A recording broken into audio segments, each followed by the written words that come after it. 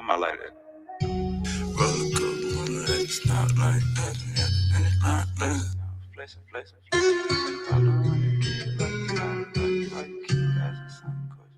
Grizzly going crazy, nigga. Roller coaster motor at the stoplight. Catch me at the finish line flexing. Following the kid like a spotlight. Why you keep asking same questions? Roller coaster motor at the stoplight. Catch me at the finish line flexing. Following the kid like a spotlight. Why you keep asking same questions? I remember going to school, never had the latest shoes. You was raised to make it cool, I was raised to make a move. We was playing with different bags, so I kept getting shitted on. It was motivation, telling myself stay patient. Package touchdown, gotta relocate it. If that body got took down, guess it was donated. Plug ain't from around town, but we both native. Yeah, sliding with my body, I got a Joe waiting. Can't let these hoes spend the night, ain't got no home training. Heard your damn mixtape, gave it a low rating. Yeah, streets reply, I look right in a Mercedes. Creep at night, the city lights going brave. She popping it like that is info, can't be no road and extendo. Bitch, I put me in the friend zone till she see me in the end zone. Hoes calling from other zip code, trapping hard, I need a flip on this, the new pack, the last one been gone. Roller coaster motor at the stoplight, catch me at the finish line flexing. Following the kid like a spotlight. Why you keep asking same questions? Roller coaster motor at the stoplight. Catch me at the finish line flexing. Following the kid like a spotlight. Why you keep asking same questions? Stepping out cool, rock and roll my watch and shoes. They scream wave and bring a pool. Man, she think they scream my moves. Jack hit me up like gotta leave round 2. Know what's going on, man, you need it, come through. I'm the neighborhood superintendent. Dogs in the den, got the cushion in the kitchen. Look here, baby, I'm on real time. Needle in the haystack, but still shine. Wave guard, grill gold like a face guard. I did a bid and tell them wait for it. Grill gold like a face guard. I did a bid and tell them.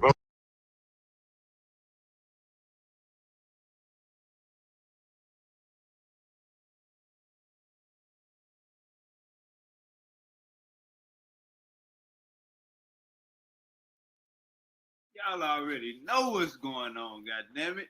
We're in a damn place to be. Let me send some more of these links out. Man. Hey, man, we got some championship level shit tonight, man. We got Uncle JJ, Mandika, Molly in the building. Hey, this has been long awaited versus who? Misery, Jose Vega. You know what I'm saying? We definitely gonna be getting it in today. Two powerful debaters. And it's all about the information. You know what I'm saying? We're gonna keep it on the information, and we definitely gonna be learning tonight. So like, share, and subscribe, get your people up in here, you know what I'm saying? Because it's about to go down. What I would like to do is to let both of the debaters introduce themselves. Hey man, it's been long awaited. You know what I'm saying? Let me send the link out some more. This has been long awaited. You know what I'm saying? Everybody been waiting on this. And we finally got it. So let me let both of the debaters introduce themselves. I'll let both of y'all want to go first.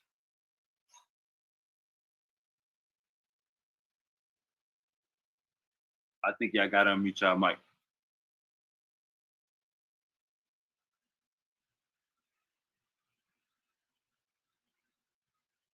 Misery JJ, y'all there? Yeah, you can hear me? Yeah, I can hear you. Yeah, shalom. That was good, man. This is Misery. I'm here to represent for my Hispanic and Native brothers and sisters out here.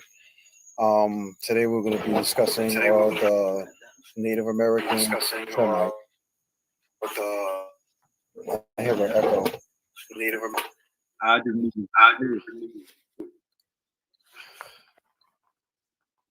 Go ahead, Misery.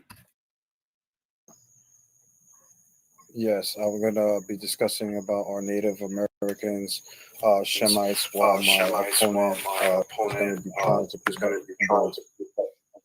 Hey, JJ, Hey, JJ, keep your mic muted. You got to echo. Keep your mic muted. All right, go ahead, music. Yeah, again, while my opponent is going to try to prove that they are the people of Japeth according to the Bible or whatever outside biblical sources he's going to pull. Today I'm going to bring out a lot of interesting information. I'm going to be bringing up professors, linguistics, geologists, even testimonies from even Native American elders and chiefs themselves, all saying that this is the promised land and how the people over here are the people of the book.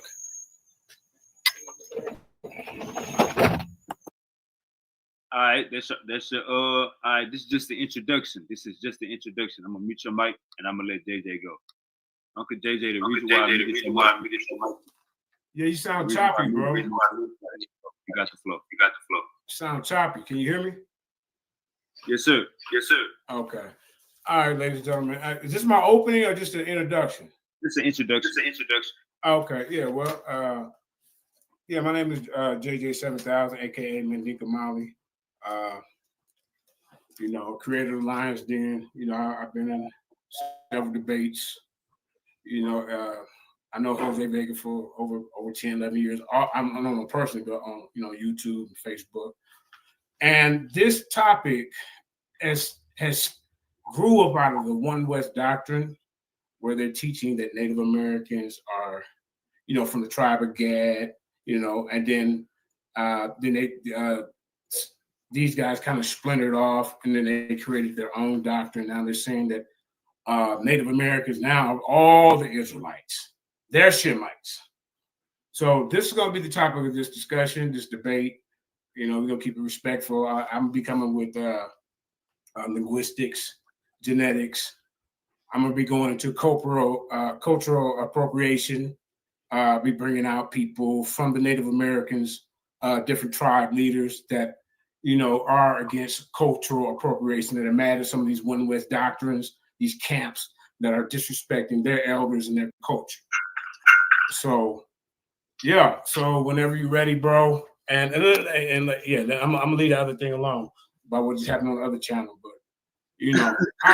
let me just say this real quick. I mean, if I'm a $5 a month subscriber, man, you cannot be muting me. I mean, come on. We're gonna leave it there. But anyway, hey, so yeah, I appreciate Jose Vega, aka Misery, getting in the ring with me. It's kind of hard for me to get debate. So yeah, may the best information edify you. We still get the opening, right? That was the introduction, right? I got to open it. That's the introduction. JJ, log out of YouTube on your computer. Exit out of YouTube on everywhere. You don't want to have YouTube up, period. That's why we got the echo. When you got YouTube and the stream service going at the same time, you're gonna get an echo. All right, we got Angel in the building. And we got my boy Sergio in the building. All right. Are the Native Americans Shem or Japeth? That's the topic we're getting into tonight. Are the Native Americans Shem or Japeth? Now, before we get into this opening, I want to say, everybody, get your blunts. You know what I'm saying? Get everything rolled up. Get everything together. And we about to have an insightful, powerful debate. It's going down. So just like how I let Misery go first, I'm gonna let JJ go first on the introduction. And I need everybody to like, share, and subscribe to the show. We need the people in here. The people need to see this. We got two legends in the building. The people need to see this showdown. This Mike Tyson versus Ali. This is a heavyweight. This is the greatest of the greatest that we're about to get into right now. This is about to be one of those. That is gonna making shows about it for years to come. So I need everybody to like, share, and subscribe, and let's get it going on. All right, 3-minute introduction. JJ, I'm gonna let you go first. Hold up for 1 second. Being that he's the affirmative, shouldn't he go first since he's making the assertion that Shemites are Native Americans? So, yeah, so he should go first. All right, first on the Misery. I'm gonna give you 3 minutes to go first, brother. This is the just I can go. Like I said, I can go first on the introduction, but then I guess he could go first on the. He could start off on the first round. Oh, what I'm saying, if you're the affirmative, you're making the claim that Native Americans are Shemites, then you should go first. You're the one that you really want me to go. You really want me to go first? Okay. All right, go first. So I'll go first on the opening, and then you can go first on the first round. All right.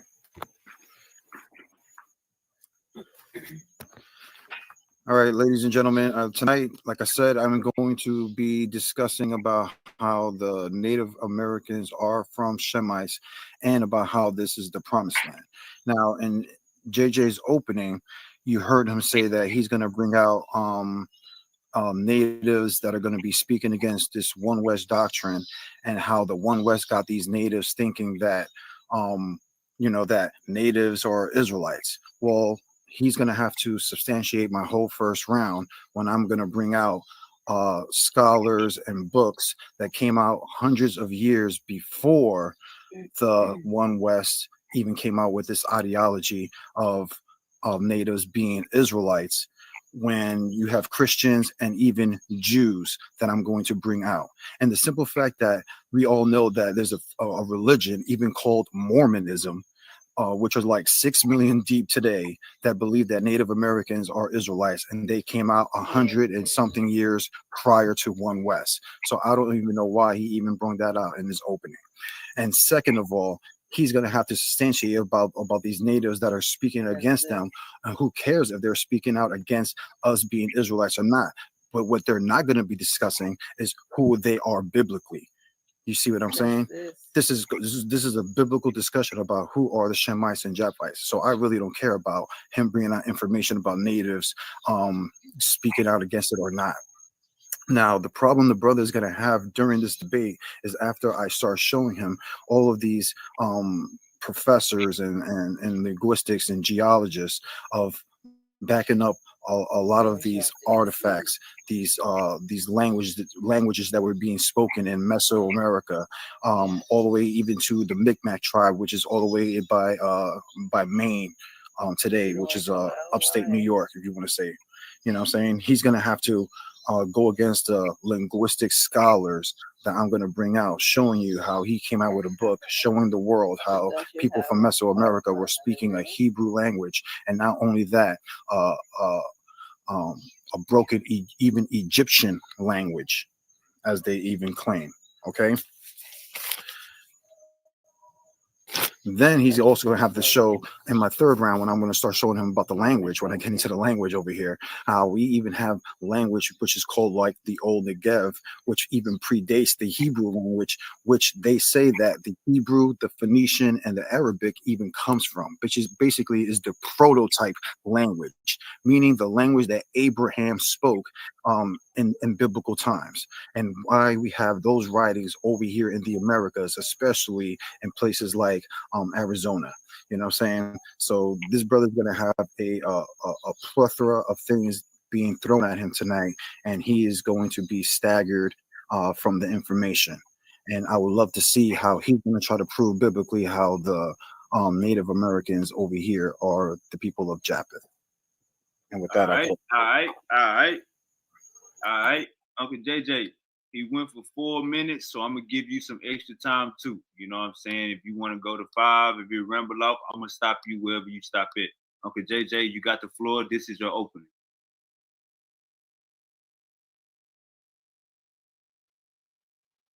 You gotta unmute your mic, Uncle JJ.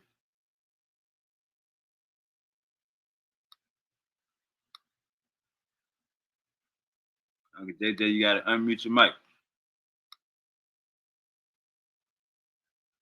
All right, waiting on Uncle JJ to start his opening. So he probably didn't even. Uncle JJ, you ain't even hear Misery opening then, huh, Uncle JJ? You gotta unmute your mic. We can't hear you. We're gonna give Mandika Molly a little second to get his sound right. Misery is already thinking from just his opening. JJ has quit. Misery is already thinking just from Misery's opening.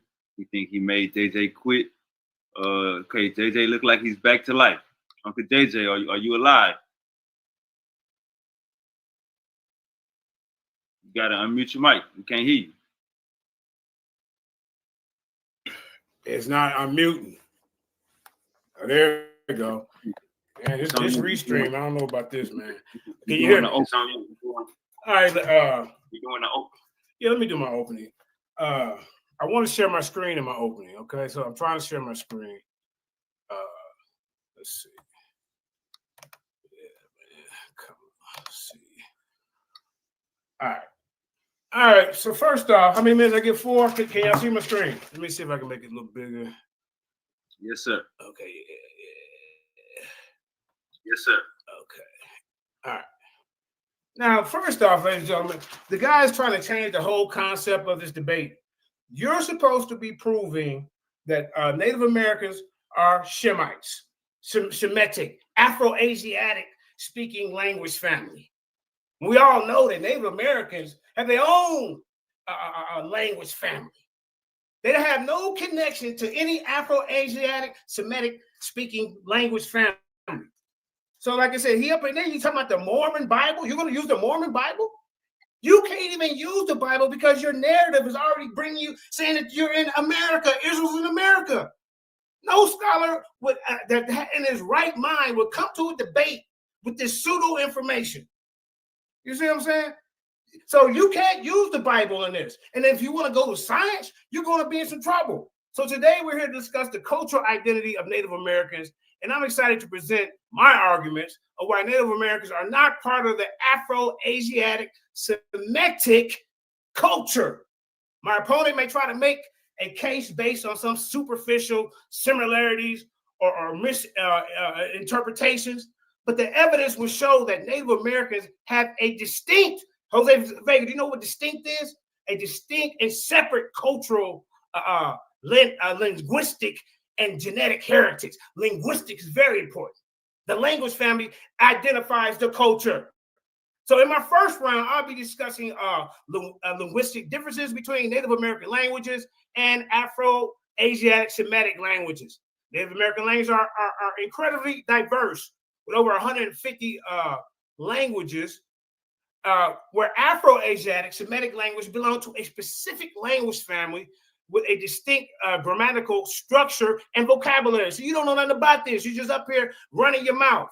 Now I'm going to show you that the linguistic features of Native American languages, are not compatible with the Afro-Asiatic Semitic language family.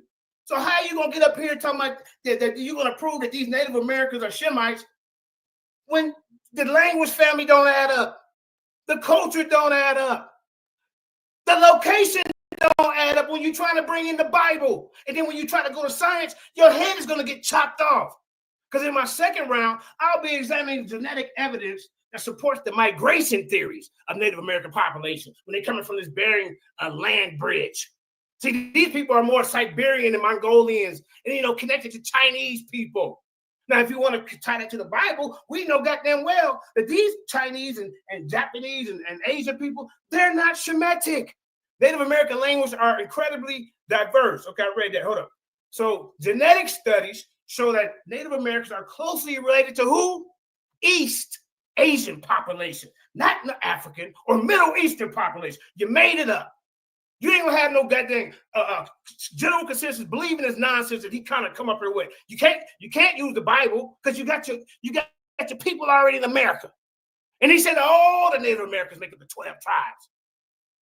This is what happened when you get influenced by a One West made-up doctrine. So I'm going to present a genetic data and demonstrate the distinct ancestry of Native Americans and show that they are not part of the Afro-Asiatic Semitic genetic profile. And this is why these Native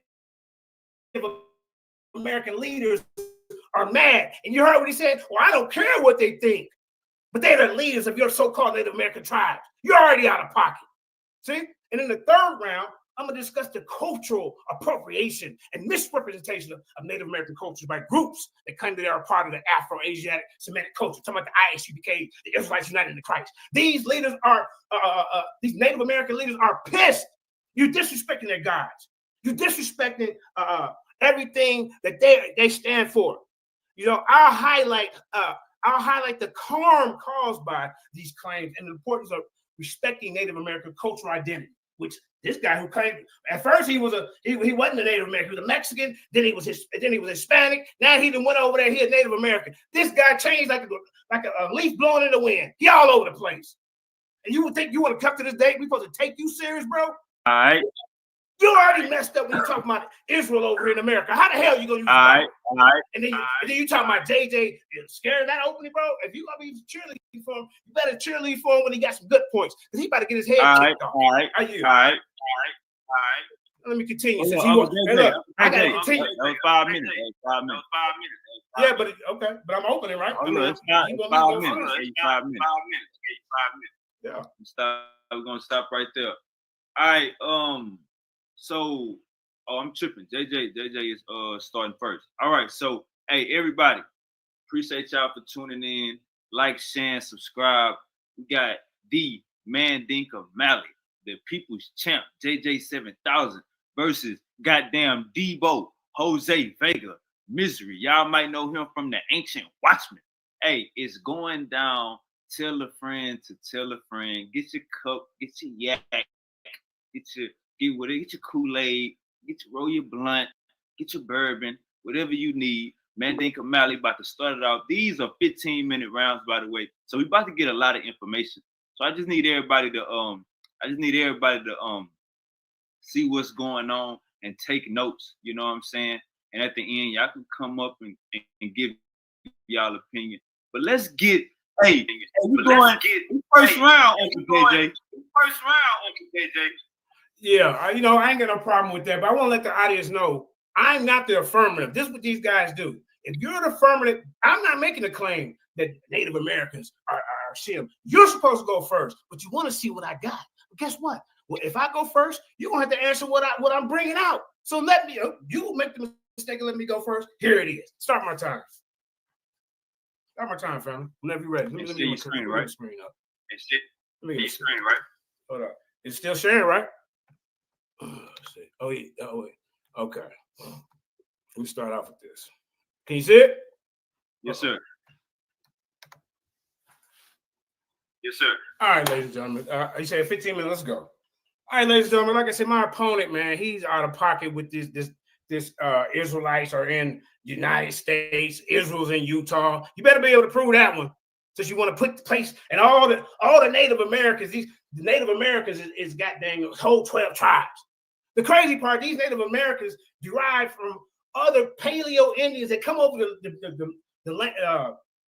the Bering Land Bridge, bro. They've been here for thousands of years. They ain't got nothing to do. Their language, their culture ain't got nothing to do with no people in the Middle East, no Afro-Asiatic Semitic speaking people. See, so what you got to understand is who is connected to the Semitic languages and who is connected to the Native American indigenous languages. So we're going to start with the Semitic languages. Then it's a branch of Afro-Asiatic language family that include Arabic, Aramaic, Tigrinya, Aramaic, Hebrew, Maltese, and numerous other ancient modern languages. They are spoken in more than 330 million people across West Asia, North Africa, the Horn of Africa, and Malta. What? I ain't saying no America. You talking about everything started over there? You better prove that these languages that the Bible is speaking of and talking about the Semitic groups of peopling started over in America. You can't. In a large immigrant and expat communities in North America, Europe, and Australia. The terminology was first used in 1780s by Gotham School of History. The Semitic language occurred as written form from early historical data in West Asian within East Semitic, Akkadian, Assyrian, and Babylonian, and Ebalic texts written in a script from the Sumerian cuneiform. All right, I just want to give you a little. I don't want to spend too much time on it, but if you look at this map right here, this is the languages like modern distribution of Semitic languages. Look over here, this distribution. Where is it getting over here to America? Where is these? So why ain't the distribution starting over in America, Jose Vega? Yeah, your name miserable. By the time I get done with you this debate, you're gonna be miserable because you got to show us on a map where it even Semitic language even started over there, bro. Look at this, y'all.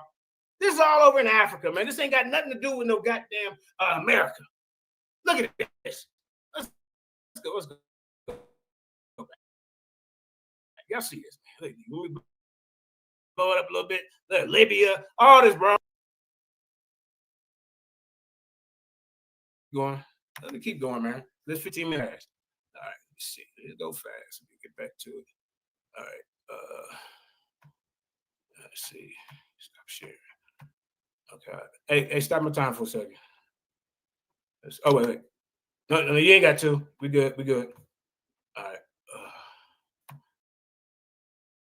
You ain't got to. Let me get back to it. Bro. See, look, he don't even people. Now, other than the Americans, y'all. Let's do that. Let's see what we got. Let's see if they connected over there to the Middle East over there. This is by EBSCO. Okay, yeah, separate all cookies.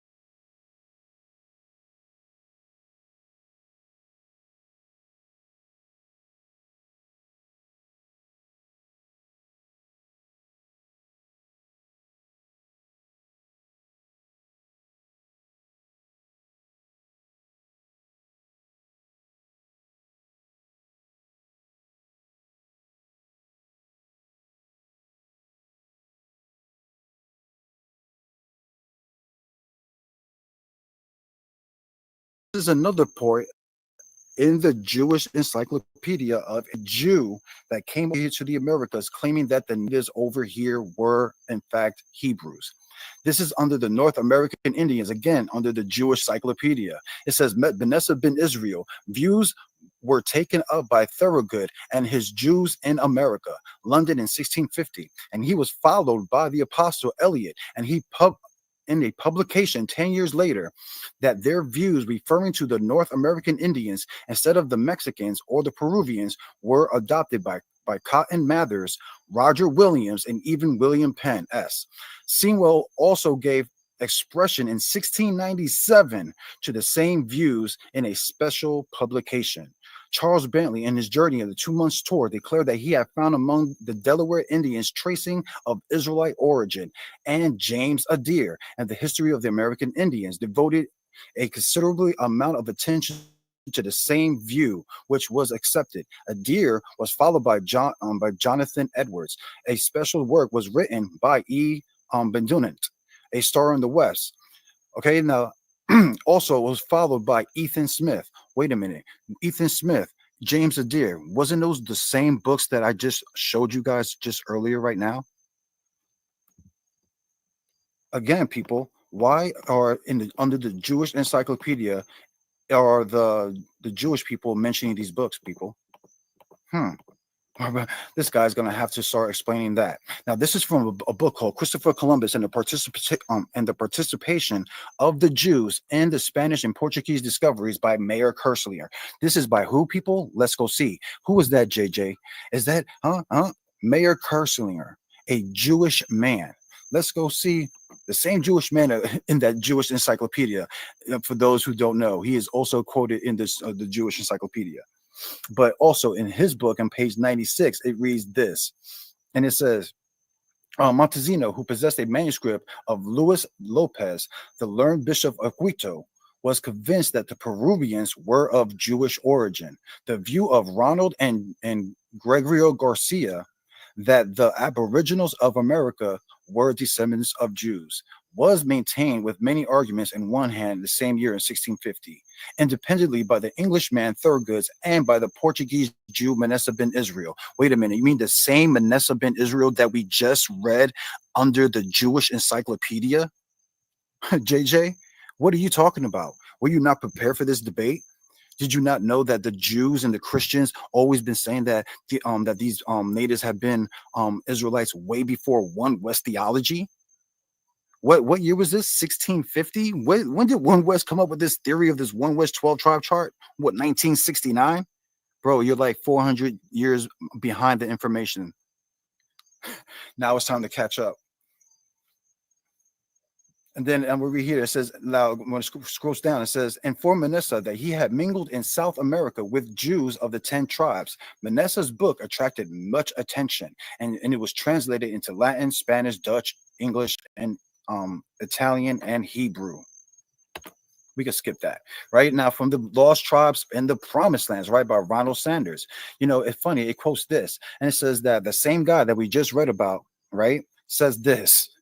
Montezino's that we just read about, the Jewish guy that's in the Jewish Encyclopedia. He said, blessed be the name of the Lord, who has not made me an idolater, a barbarian, a Negro, and an Indian.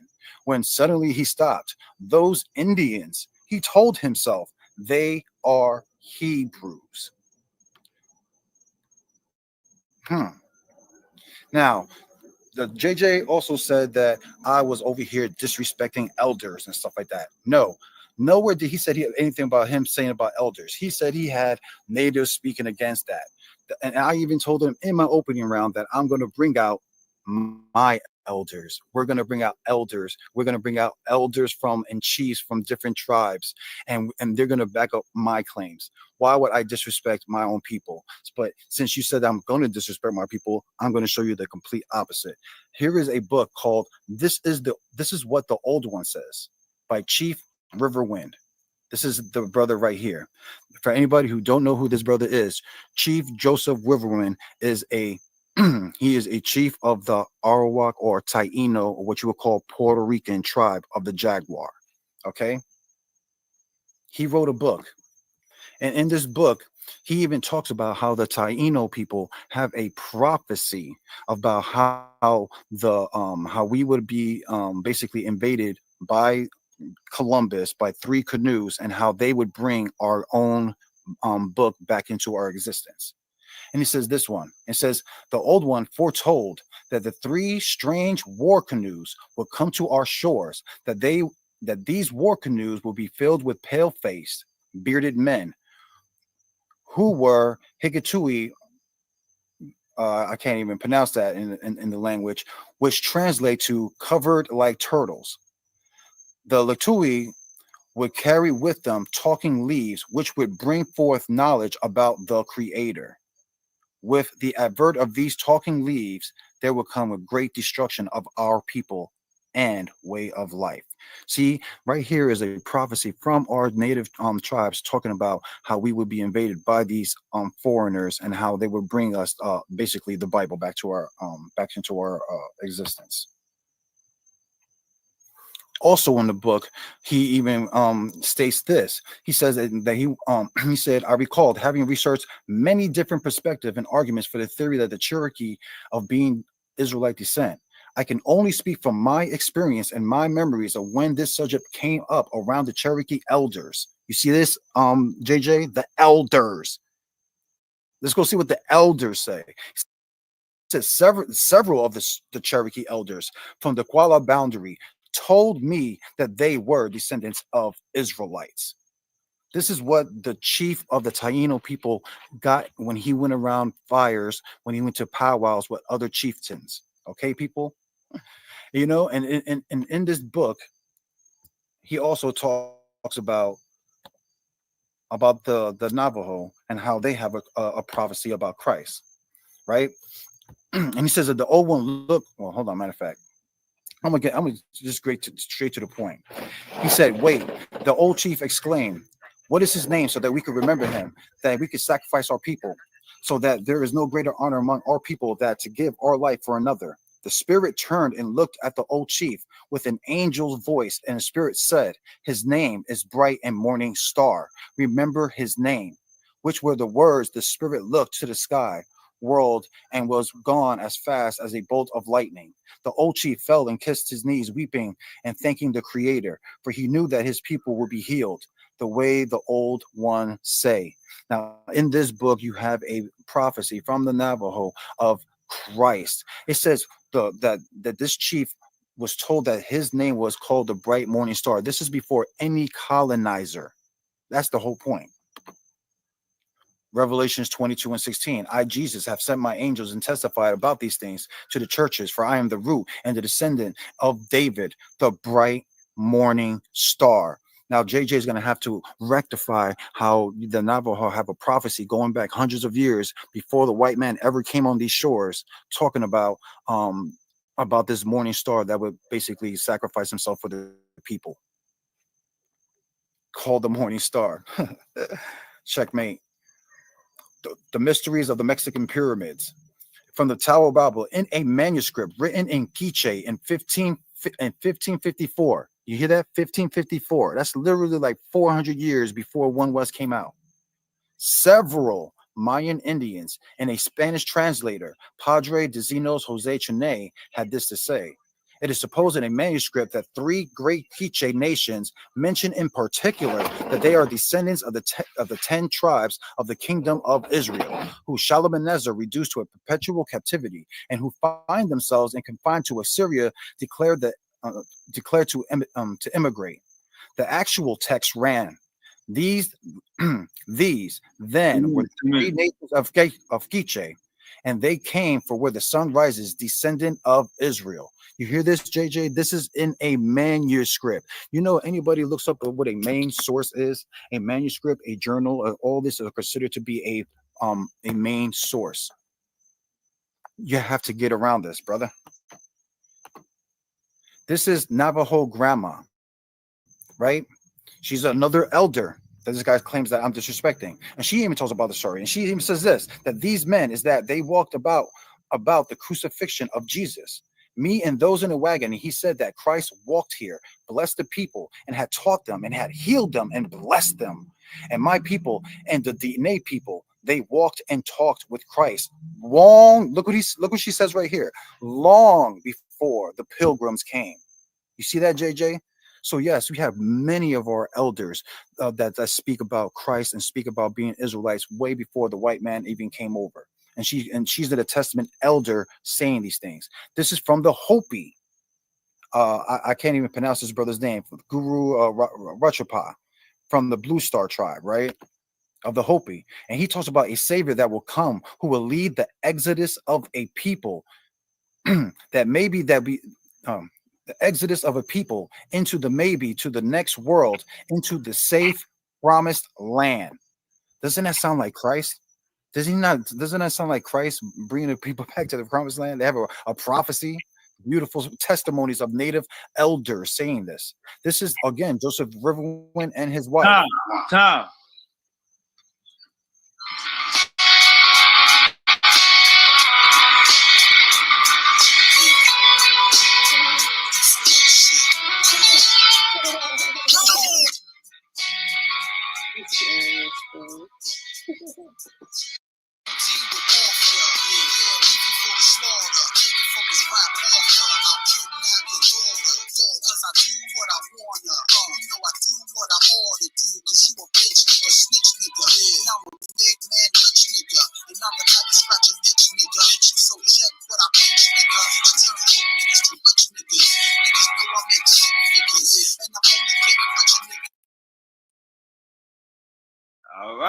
All right.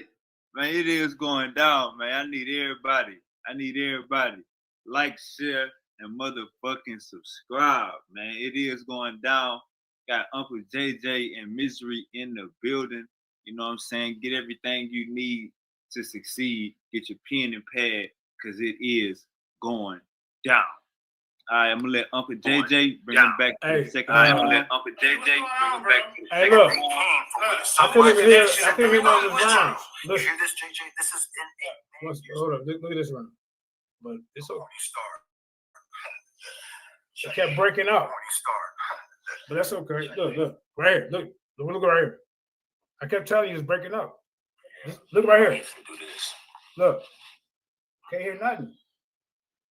Can't hear a goddamn word. Hey, Uncle JJ. Uncle JJ. You good. I ain't got nothing over. We good. Everybody okay. good. Everybody can hear me. I can't do that. That's okay. I got it. It's okay. I got it. Because I know he didn't address nothing I said, so it's cool. I got it. So let me get my screen up. Let's see. Let me get my screen up, man. I'll let you know ready. Hold up. Yeah, man. Appreciate everybody in the building. Like I say, bro. Appreciate everybody in the building. Appreciate everybody in the building. All right, I'm gonna start the time when you're ready. Wait a minute. Hold up. Let me screen up. Yeah, bro. I couldn't hear like 3 or 4 minutes of his round, so I don't know if he addressed. Good, Uncle JJ. You good, Uncle JJ? Just stay your screen. We ready. Uncle JJ. Just stay your screen. We ready. Yeah. Let me try to get back up here. All right. Oh man, this is fucked up. Okay. So,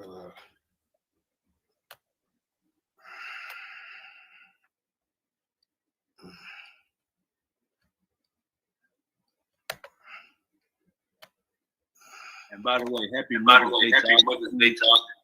Happy Mother's Day to all the queens. Happy Mother's Day to all the queens out there. You know what I'm saying? We're going into this summertime. Let's stay focused. You know what I'm saying? Let's get us some money and let's take care of our family. You know what I'm saying? We ain't getting tricked out of our position. We building up our brain. You know what I'm saying? We're getting that information out. All right, when you share your screen, let me know when you're ready.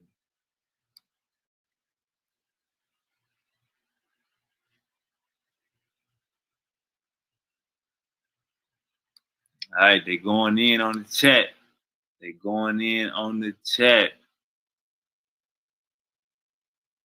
All right, Uncle JJ, you had your screen shared at first, and it was on your email. So just share your screen when you're ready. We'll know you're ready. You got an echo, so that's why I got your mic muted. Peace to everybody out there. Peace to the chat. You ready, Uncle JJ? Share your screen.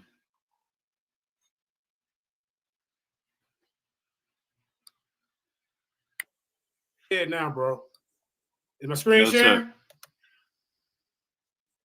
No, sir. Hold up. Yeah, I got you. I got you, sir. It just got miserable for you. Now, you gonna talk about the topic? You ain't nowhere on topic. Bringing out books. Well, where the priest?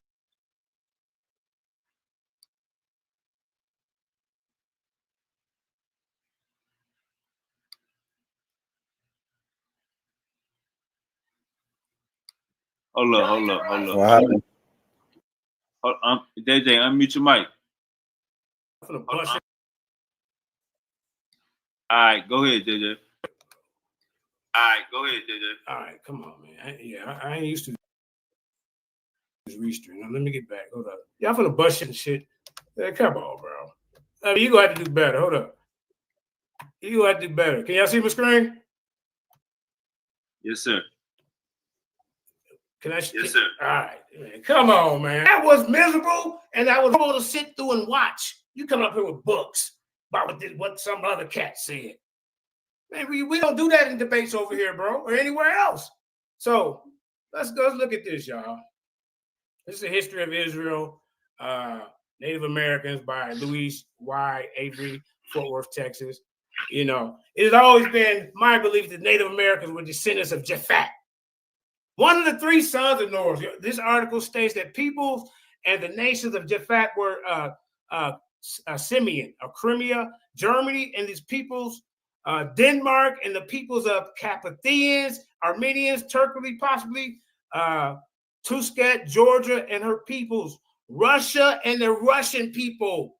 That's how they come on that land bridge. The Tharcians and the Etrusians, the Persians, the Medes, the Indians, and possible founded by the Aryans. But okay, hold on, where the part I need to get? Hold on, is this the right article? Hold on here. This ain't the article. Hold on, this ain't the one. Oh wait, hold on. Let's see. Hold on, here we go. Let's read this. Let's read this right here. All right, let's read this. Okay, so of course, the following centuries, Japhet descendants migrated to the Americas, ladies and gentlemen. See, you in some goddamn trouble. Now, what he gonna prove to show the trail? I'm gonna show you a trail. I already just bust his head with linguistics and the language families. The Semitic language is over in the Middle East and over in Africa. They ain't got nothing to do with no goddamn Native American languages, the ones that I pointed out in the first round. You come up here with books and articles, coloring books and Kool-Aid. You get in front of me. You gotta be ashamed of yourself. I see you got your little racist people in the audience calling us black Canaanite dogs. But guess what? The Israelites were part of the Canaan. You idiots. Now let's keep it going, bro. That way you know you ain't these people. Now let's say, look, over the course of the following centuries, Japhet descendants migrated to the Americas, where they encountered the Native American descendants of Ham. In the article written by Stephen Collins entitled The Israelite Origin of the Scythians, he states that they inhabited or arrived in the region of South Russia about 700 BC, according to the Encyclopedia Americana. You bringing up here some goddamn books and color books in front of me, man. Hold up, man. You playing games, bro. You thought you did something? Now, Assyrian documents place their appearance at the shores of Lake Urima, just south of Armenia. So he ain't giving you no kind of route, no trail or nothing. I tell you, you've been better off going with that. They came here on ship, second entrance, 45. In fact, you say they came through the Euphrates. It took a whole year and a half to get here. That's what you should have did. You see what I'm saying? Look at this. The time thing will say, here it is right here, sir. Here go the debate. I already showed you connection. I built it up to show you there is no connection between no Afro-Asiatic, Shemitic-speaking language family of people, and then you got the Native American language family. I named the Native American, the four major Native American families. They got nothing to do with Afro-Asiatic, Shemitic-speaking people. Now look at this, y'all. The Assyrian documents place their appearance in the shores of Lake Uruma, just south of Armenia, in the time of King Sargon, 722 to 705 BC. Misery. A date which closely corresponds with that of the first establishment of the first group of Scythians in southern Russia. Let's keep it going, man. Now look at this. It is also known or believed that the Mongoloids, look at this. This your people, Jose Vega, that were descendants of the Scythians. You Japeth, man, get up out of here. It's called corporeal appropriation. Now you can steal it from everybody else. See, who were noted horsemen and nomadic people. These Scythians, from my research, were the ancestors of the Alaskan natives, sir. There you go. Welcome home. You know that come home to Jamaica, come home to Alaska. Freeze your ass off. We'll cross the land bridge to America. You can't debunk no land bridge. You ain't smart enough. You ain't went to school. You don't know nothing about no genetics. You up there making up Israel's in America. Use a joke. And the rest of your whole goddamn ancient Watkins. The rest of you, they stole the doctrine from goddamn these One West idiots. Now y'all have made it worse. You ain't got no scholar talking about no Israelites in Utah and the goddamn Red Sea in California. Bring that up. We waiting. You want me to go first? This your dumbass argument. Now you ain't answered nothing about that language family and nothing I said the first round. You just went on your own goddamn way. This is what these debaters do, man. You get in front of me, you better be prepared. Now, this is what happened. They crossed the land bridge to America and settled the shores of America. See? These were the first Native American descendants of Japeth who migrated through and settled the U.S. See? These were the Native Americans who first appeared from the crossings of the land bridge to become the Comanche, the Lakota, the Sioux, and many northern Native American Canadian Indians and Native Americans. He don't know nothing about his own history, y'all. Up here trying to claim somebody else's stuff. Then sit down somewhere. Now, from the descendants of Ham, I see no correlation of the people that are listed as peoples or nations of Ham descendants to populate the American continent, and no leap to become the Native American people. The closest in geographical promiscuity to inhabitants, origins of the Native Americans can only have come from the descendants of who? Japeth, being the Scythian origin. And you see, bro, I told you, man. You just sat up here and got up here and embarrassed yourself, your chiefs and everybody laughing at you, man. Let's keep going, man. It was a joke. You're a joke, bro. You've been one when it comes to scholarship. I don't know you personally, but scholarship, you just trash. Now, let me see what else I got. Oh, you want to go to genetic markers? Let's go there, sir. Now look at this, ladies and gentlemen. Look at this. Now, genetic markers of Asians found in Native Americans indicate a shared ancestry between the two populations. They ain't got nothing to do with no Semitic people, no Afro-Asiatic lands over there. Those people in groups ain't got nothing to do with it, sir. And look at this. The two populations. Here's the key finding between the Asians, right? You gotta be ashamed. What's wrong? If I was a Native American or Asian, I'd be like, what's wrong with being a Native American? Tonto and them, they movies and everything, bro. Huh? You got Geronimo, master of the goddamn guerrilla warfare. I mean, y'all had great chiefs and warriors, bro. So what's wrong with you? But let me teach you something. Now, the genetic markers, haplogroup Q-M242, this genetic marker is found in many Native American populations. It's also common in where? What that say right there, sir? Uncle JJ. Oh, here we go. What? I'm gonna stop your time. They say your screen not changing. Come on. So y'all ain't heard a word I said. We heard everything you said. All right, so my screen ain't changing because I ain't going up and down. Can you see it go up and down right there? Can y'all see that? No, sir. You might want to unshare and share again. So what? Hold on. You might want to unshare and share again. Your screen not moving. All right. It just moved right there. All right. It's moving now. All right. Yes, sir. Moving now. All right. Yes, sir. All right. Okay. I'm good because technical problems happen in the debate. No big deal. But did they hear what I said? Should I start my time over and beat them up again? Yes, sir. What should I do? Yes, sir. So start my time over? You got to hear me from the first? We heard everything you said. Your screen was still the same. Okay. Oh, but y'all heard me. Okay. Do y'all want me to go back and show you what it was or what? I mean, it's up to you. I'll take 30 seconds. Okay, wait. So stop the time. You want me to go back to the last page, right? Okay, we can do that. That's what y'all want. All right. See now, I mean, this a lot. Okay. I tell you what. So y'all, oh man, this is crazy. Okay, doing what you're doing. And last time you screen, nothing changed. Okay, but I don't know how far back it was. You ain't gotta. I'm not telling you to go back. You know what I'm saying? You want to start? You want me to start back over, man? I can, bro, because I want this information. I want to know. We didn't hear it. He didn't show the source and all. I don't want to hear none of that. Just go back to like 2 minutes ago. We heard everything. The screen stopped moving like 2 minutes ago. But did the ear stop? Did the ear stop hearing what I was saying? That's all I need. Uncle JJ, your sound is good. Man, I'm messing my flow up. Okay, let me. We heard everything you said. All right, man, damn. All right, it's a flow to this when you're debating, bro. Trust me. And then when you get, okay. So y'all can see this, right? Yes, sir. Okay. All right. Genetic markers of Asians found in Native Americans. Jose, you should be proud of this. The genetic markers of Asians found in Native Americans indicate a shared ancestry between two populations. Here's the key findings. Now, genetic markers, we dealing with genetics now. The haplogroup Q, MT42, this genetic marker is found in many Native American populations and also common in where? Siberia, in East Asia. Huh? And I already said, so wait. So y'all didn't hear me about the Japeth thing. Y'all didn't hear none of that, right? We heard everything you said. All right, that's all I want to know. You better deal with that, sir. Scythians. You better deal with it. Now let me get to the genetics. I already beat you up on the Bible aspect of what they're saying. You bringing out books and comic books and coloring books and skipping around, ain't opening the book, ain't told nobody who the book was by. You're not qualified to be in the ring with me. Now look at this, y'all. The haplogroup QM42, this genetic marker is found in Native American populations and also common in Siberia. It cost land bridge, sir, in East Asia is believed to have originated in Central Siberia and migrated to the Americas through the Bering Strait. Huh? Haplogroup C-M217. This marker is found in some Native American populations, particularly in Nidine speakers. And also, he can't even pronounce his own people. I couldn't say that. At least you should know your peoples. Ain't all y'all Israelites according to you?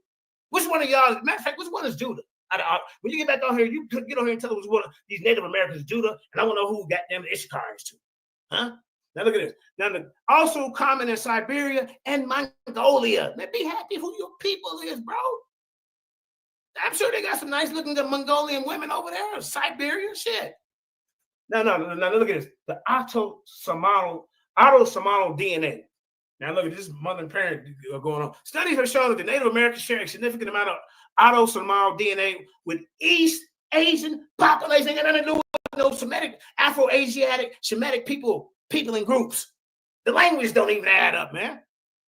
The language don't. What's going on, bro? Indicating common ancestry. Now the migration patterns. He ain't talking about none of this. Look at it. The initial migration of humans to the Americas believed to have occurred around 20,000 to 14,000 years ago, and some studies suggest that the migration may have happened as early as 36,000 years ago. Gene flow. You ain't talking about none of this, sir. There's evidence that gene flow between Asia and the Americas at the initial migration, with some Native American populations showing genetic affinities with Siberian population. Why don't you want to be Siberian? They got some cool tigers. One of the biggest cats on the planet is a Siberian tiger. What's wrong with you, man? Get your Siberian. Go be a Bengals fan or something, man. Stop trying to be the Lions fan. We the Lions over here, bro. What you doing? Now look at this, y'all. Pacific populations. Nandi speakers such as the Navajo. So you don't even know what the Nandi speakers are. He ain't brought none of that up, y'all. He said, well, the Navajo speak Hebrew, and how you even he's dismissing the Hebrew too, y'all. Talking about they got the first Bible. We ain't gonna bring that. Where the Bible? What's it called? I bet you if I ask all these goddamn different Indian sects, they ain't gonna have a name for it. They're gonna have a different story. You see, she said that this sounds like Jesus. You got to come up here with videos and look and shit, man. Get up out of here, man. Now look at this, y'all. It shows a distinct genetic profile with high frequencies of haplogroup Q-M242 with C-M217, suggesting a separate migration event. Now, the Inuit and the Aleut populations show a genetic he ain't even giving you no populations where they up there saying, yeah, I wish I would be behind you, but like a thigh. You ain't doing none of that, sir. You just up here making stuff up. And that you did some with a look-at-ship video with the women dressed like Pocahontas pointing to the goddamn wall. You about as bad as Jabari then when they go over to Kemet, pointing at the wall. I can't even read the shit. Now look at this, y'all. The Inuit and the Aleut population, none of them can read Hebrew. Where y'all ancient manuscripts of the stories of Adam and Eve and all this? But show that in the debate with your Indian Bible, nigga. Excuse my language. Now, the Luke population show a genetic profile that is distinct from other Native American populations with high frequencies, the haplogroup Q-M242. And look at the shared ancestry, y'all. You gotta be ashamed of yourself, baby. And look at this. East Asian ancestry. Native Americans share a significant amount of genetic ancestry with the East Asian population, indicating a common ancestry. An ancient North Eurasian ancestry. Native American also show genetic affinities of ancient North Eurasian, Paleolithic, Siberian population. What's wrong with being Siberians, bro? What's wrong with you, man? Shit. I know it's cold over there. Get your extra coat. You know? Damn. Let's keep going, man. This dude, I'd be ashamed of himself. Get in front of you with this nonsense. What we got next? But just make it miserable. Okay, let's see. PubMed, we're going to bust your head. Let's see what 7,000 got for you right here, sir. Is that the one I just brought up? Let me see. It might be. Oh, look. Now, 7,000 finna take you to the National Library of Medicine. He ain't doing that. He up here got some goddamn some fairy tale books of the Mormons. And man, come on, man. This is a scholarly debate, sir. Now, look, this is from PMC PubMed Central, ladies and gentlemen. You see? Look at the origin of American Indians and the peopling of the Americas. According to the HLAG. All right, hold on. Okay, I know that my time ain't up that fast, bro. Come on. Okay, JJ, we can't see your screen. Oh, man. Hey, you need to relax. Hey, bro, I'm in the battle right now, man. Look, I'm relaxed. Don't try to paint no narrative, bro. Thank you for telling me. All right, I appreciate that, but hey, I don't. Hey, ain't no relax mode in the debate. But I get it. I'm having time. I'm saying I'm the moderator. All right, moderator. Let me know. I'm glad you told me. Okay, then let me try it again. He getting his work. Yeah, my time stop? Yes, sir. You stop my time? Yes, all right. Hey, y'all hit that like, share, subscribe. Super Wavy. And the Lions Den and JJ7K TV. All right, let me get it back up here. Shit. You know what I mean? I don't know why you got in front of me with this. Look. Oh, you want me to? I already showed you the Siberian and Native American connection. Let's go over here, man. I seen the email. Okay, well, let me see if it pop over. Is it gonna pop over? It should pop out. Can you see it? When you were sharing your screen, when you was talking, it was just on the email. So you can't see it. You saying you can't see my screen? Nah, you see your screen again. Okay.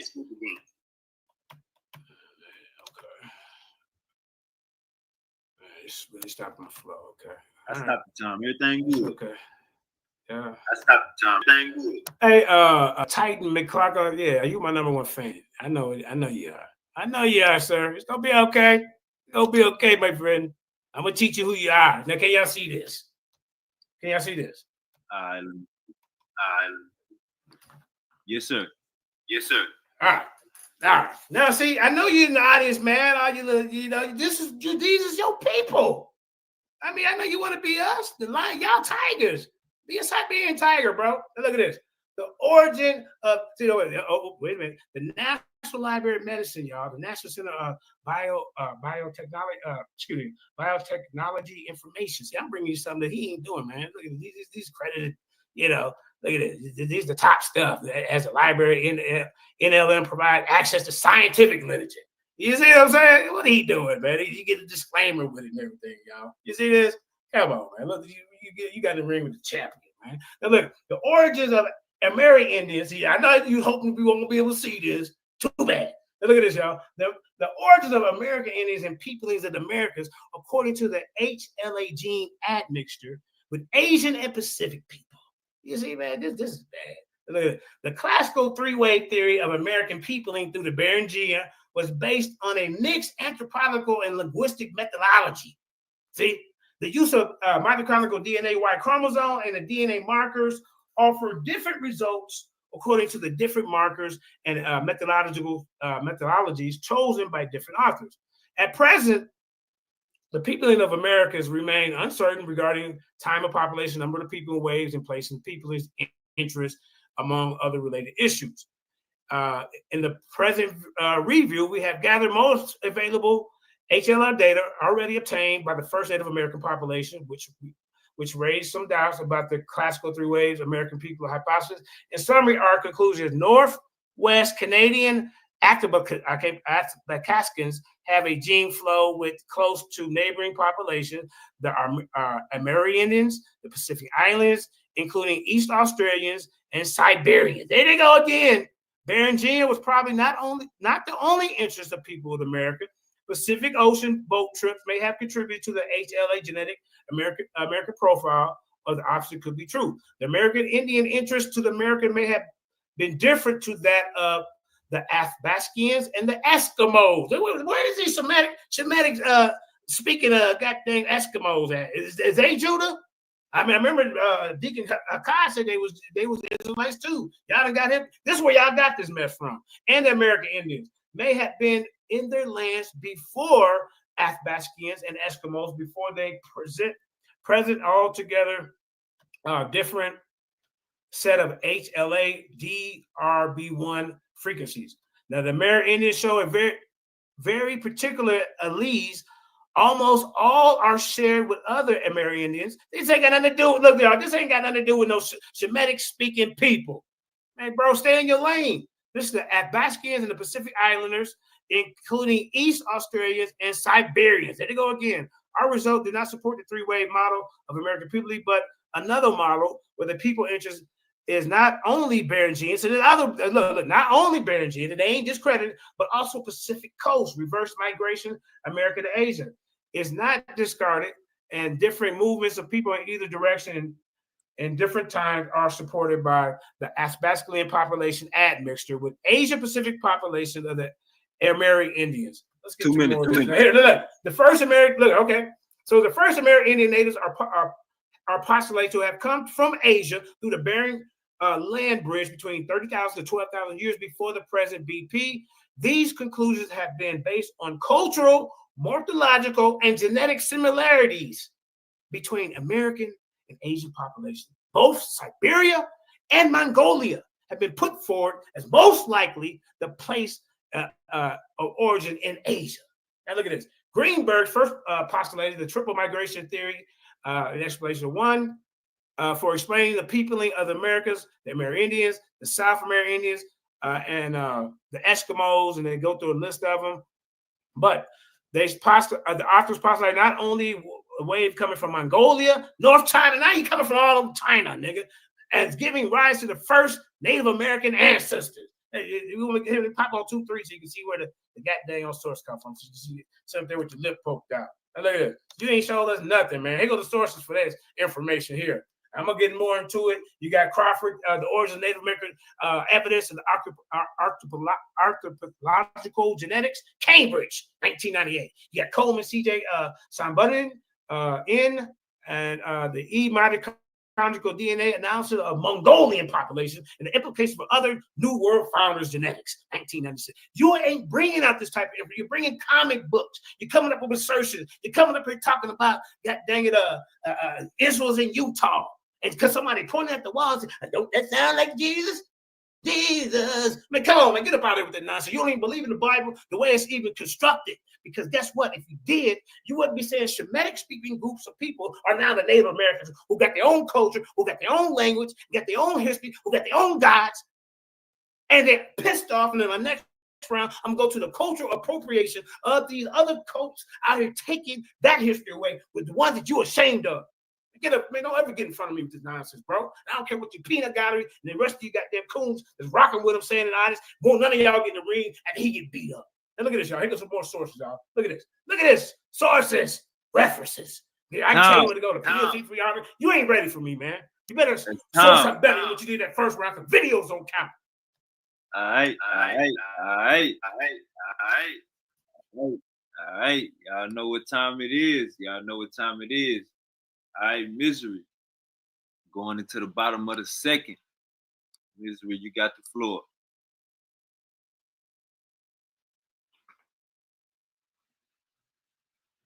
Once I hear the grasshoppers and the crickets, you gotta unmute your mic, Misery. Yeah, you get share my screen? Yes, sir. Right now, what on the screen? Is it showing like Mesoamerica, South America? Yeah, you good. We got you. All right, cool. Now, I want everybody to realize, again, nowhere in the second round did JJ prove how the Native Americans come from Japhet. This guy all night has been talking about DNA. Oh, DNA, the haplogroup, blah, blah, blah. That's not even around from that even area to even come with the Shemitic language. Again, this is Mesoamerica. You see it on the screen. This is haplogroup QM242. This is the same haplogroup JJ brought up. It said it has been found in approximately 94 of indigenous people of Mesoamerica and South America. QM244 built many ancient cultures and civilizations such as the Mayan, the Inca, Aztec, and so on. Now, JJ, let's find out where else do these people originate from. QM240 originated in Asia, right? You keep saying, oh, yeah, these Asian people, right? Is widely distributed across, it can be found in Russia, Siberia, Uruguay. But look what's highlighted at the end. You see that? It says Pakistan, Afghanistan, Iran, Iraq, Saudi Arabia. Hold up. Oh, you can put me on screen, and then I want you to share my screen again. I want everybody to see this. You can put me on. You can take me off.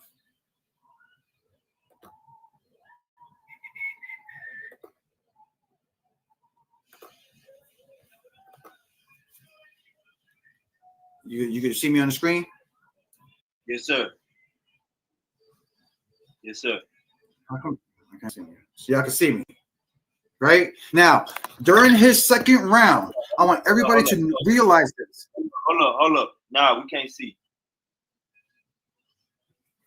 You can't see me? Okay, hold on. I thought you can see me now? I thought you was just right. While during his second round, I took 3 screenshots of Misery. We can't see what you're trying to show. You want to you see me? Yeah, we can see you. I know I'm saying during his second round, everybody, I want everybody to realize I took 3 screenshots of things that he brought out. And I'm telling you right now, this brother did not bring out anything regarding the people of Japeth. In fact, his very first source, this is what his very first source is.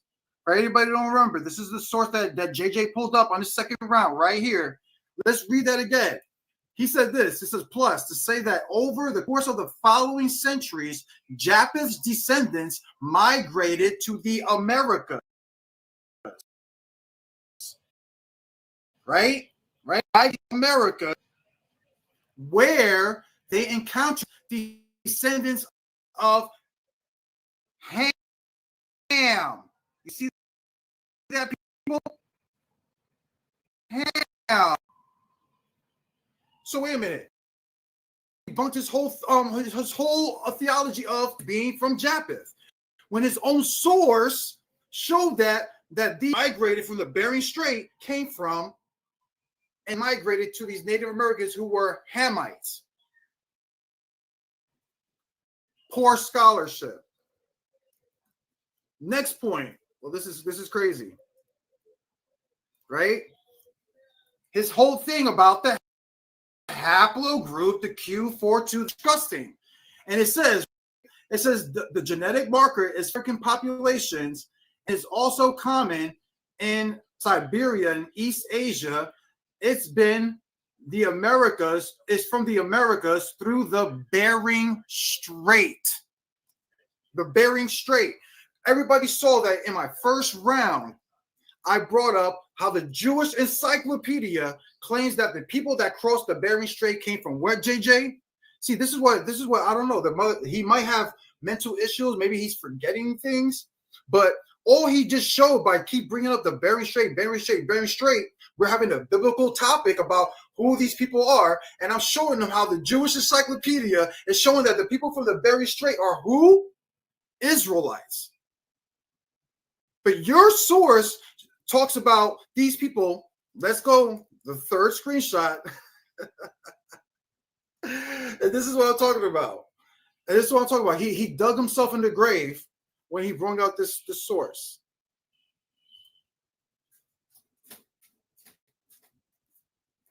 Everybody saw him. Bro, this is probably the last one that he brought out. The last J brought out. And he reads this. The first are postulated to have come from Asia through the Bering Land Bridge between 30,000 and 12,000 years ago. This is third mistake in his second round, because now Brother JJ is going to have to substantiate people of Japeth living and going to the time of 30 to 12,000 years ago. He cannot show not one biblical scholar showing that type of nonsense. Now back to my presentation, and you can share my screen. You see it? Yes, sir. You can see the guy in the purple shirt, whatever. Yes, sir.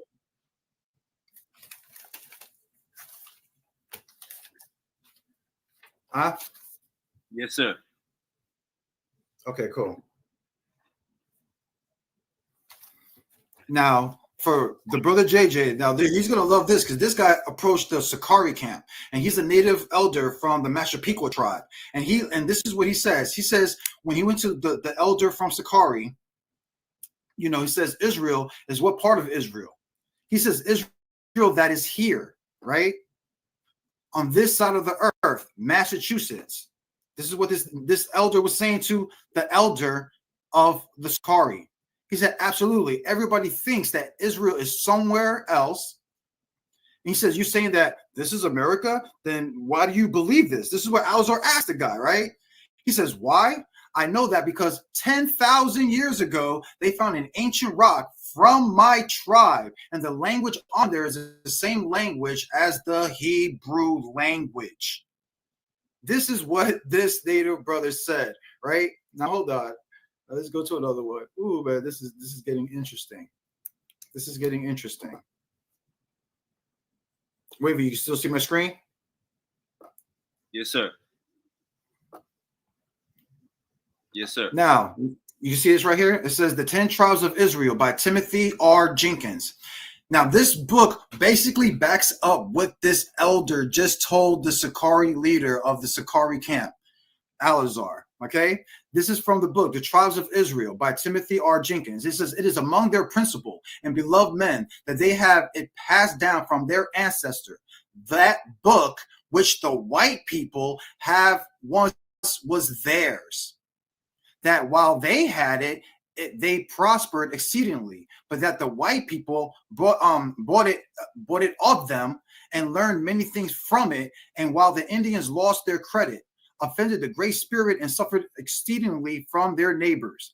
They also said that the forefathers were possessed and had extraordinary divine spirit, by which they foretold future events and controlled the common course of nature, and they transmitted in their offspring on conditions of them obeying the sacred laws. See, right here in this book, JJ, you have the natives telling Timothy R. Jenkins, right, that the that the natives told them that the Bible was a stolen book, just like how that elder just told Sakari in his thing. Now, this is from by Jimmy McCarthy, right? It says, is the Americas the promised land or Egypt, right? It says social localists, it is vital to understanding how people come to the interpretations and abbreviations of the of the Bible and its stories. One of the most popular biblical stories people have historically personalized have been the story of the Exodus. America's earliest European settlers understood America as the promised land, and that they were entering after fleeing Egypt. Since in this telling of the story that they were the new nation of Israel. Do you see this, people? You have articles written back in 2008 of Christians tying themselves that this land over here was the promised land. This right here is from the Washington Post back in 1997, right? And it reads this. It says, it is time to say that the America is a better place to be a Jew than Jerusalem. If ever there was a promised land, we Jewish Americans are living in it. Here, Jews have flourished, not alone in politics and in economy, but also in a matter of art, cultures, and learning. Do you see this, JJ? Back in 1987, you have these Jews in the Washington Post talking about how they felt like this is the promised land. So you have Christians, and now you have even Jews claiming these things.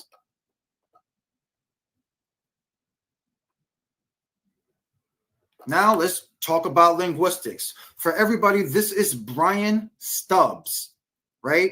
He is a linguistic scholar, and he's a linguistic scholar, okay?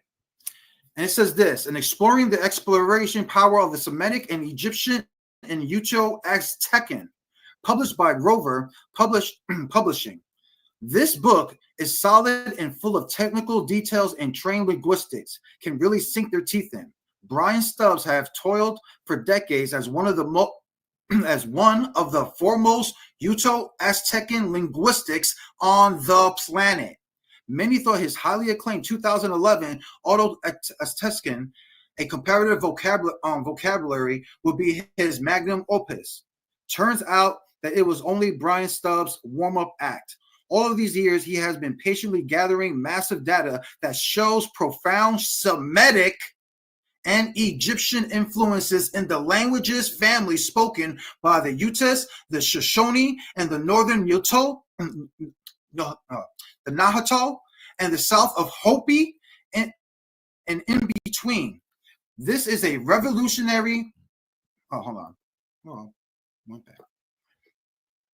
This is a revolutionary, paradigm-changing book. This is a highly recommended book for any serious student of Native American culture. Do you see that, JJ?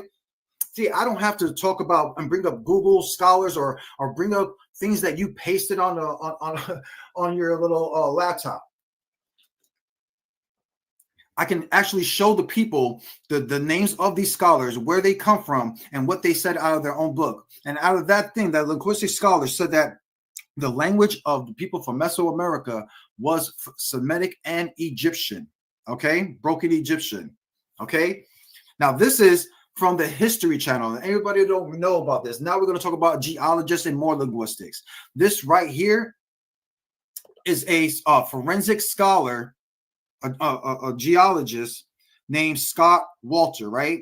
He is a forensic geologist, okay? He says that there are hidden histories in this country that nobody knows about. There are pyramids here. At the artifact, this is what he says, that he uses artifacts with the latest, newest technology, the 3D, right? So he says there is no question that the Bakri stone is not a hoax. So again, people, so we have this geologist in the laboratory. He's telling you, he's testing it with the newest technology. You want to talk about scholarship? Debunk him. Debunk the technology these geologists are using to test these stones to see if they're legit or not. He says that there is no question that the Bakri stone is not a hoax. It's a genuine artifact. And the fact that it's Paleo-Hebrew. And then he says, I'm on my way to see an artifact expert named Hugh McCulloch. And let's go see what this other scholar said about the writing system. And he says, in the style of the letter most closely matched that of the Jewish war coins of the 1650 through 70 AD. Wait a minute. So let me get this straight.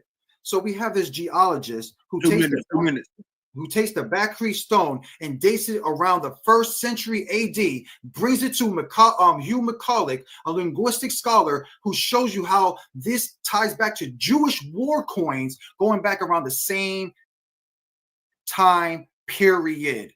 And he says the letter style matches almost perfectly. Now, he says, now this is from the America Unearthed, right? And this a woman, I forgot her name. I think it's on the next one. There it is, Stacy Wolowitz. There's. She says we did well these writings on her wall in Nevada of an ancient writing called Negev. She says it is dated into around the 15th century BC. You see that, people? 15th century BC. This is way before even the Exodus. This is around the time of what you would call Abraham. This predates the Hebrew alphabet. Negev is an ancient script. Old Negev is an ancient script.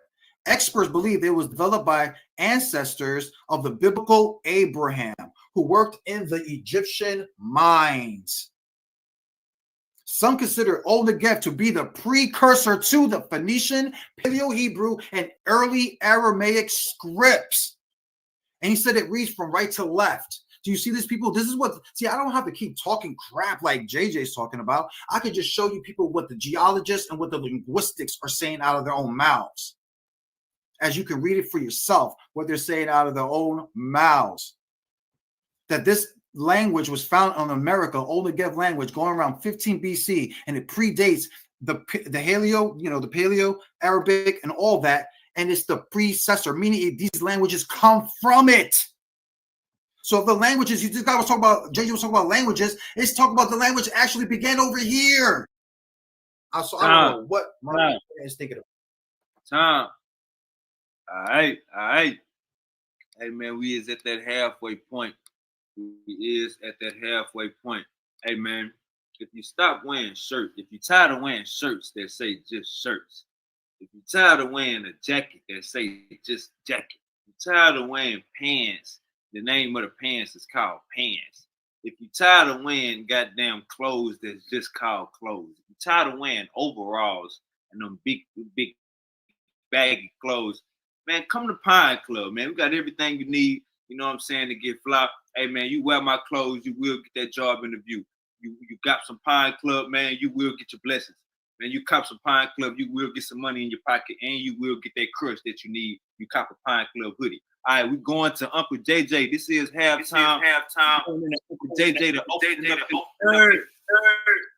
Hey, bro, can you hear me? Because, man, I'm going to tell you something, bro. Yes, sir. It probably was a blessing that I couldn't hear nothing he was talking about, man. Because that was, it was like going in and out. I recorded. I like, you know, look, I can show you, man. Hold up. Yeah, bro. This. Okay, look. See this right here? Let me push play. I ain't hearing shit. Look. Can't hear nothing, bro. But it's a good thing. But the bottom is going. How's the bottom going? He's talking about. I can just show you people bottom going. I mean, I don't know what's going on, but it's good because he ain't talking about nothing anyway, right? Right, concrete, biblical truth. Let me get my screen, man. Hold on. Let me get up here, man. This right here is bad. It's bad, bro.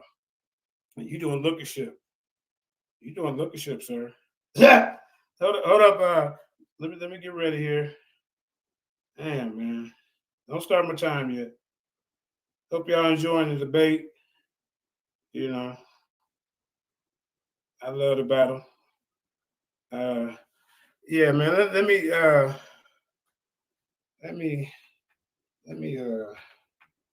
All right. Okay. You can start my time. Then when I share my screen, let me get my screen up anyway, because I'm gonna read something first, and then we can. Okay. Let me go back to my. All right. Let me get the screen up. Y'all hit that like, share, and subscribe. Tell me if you see my screen. And then you know what's crazy?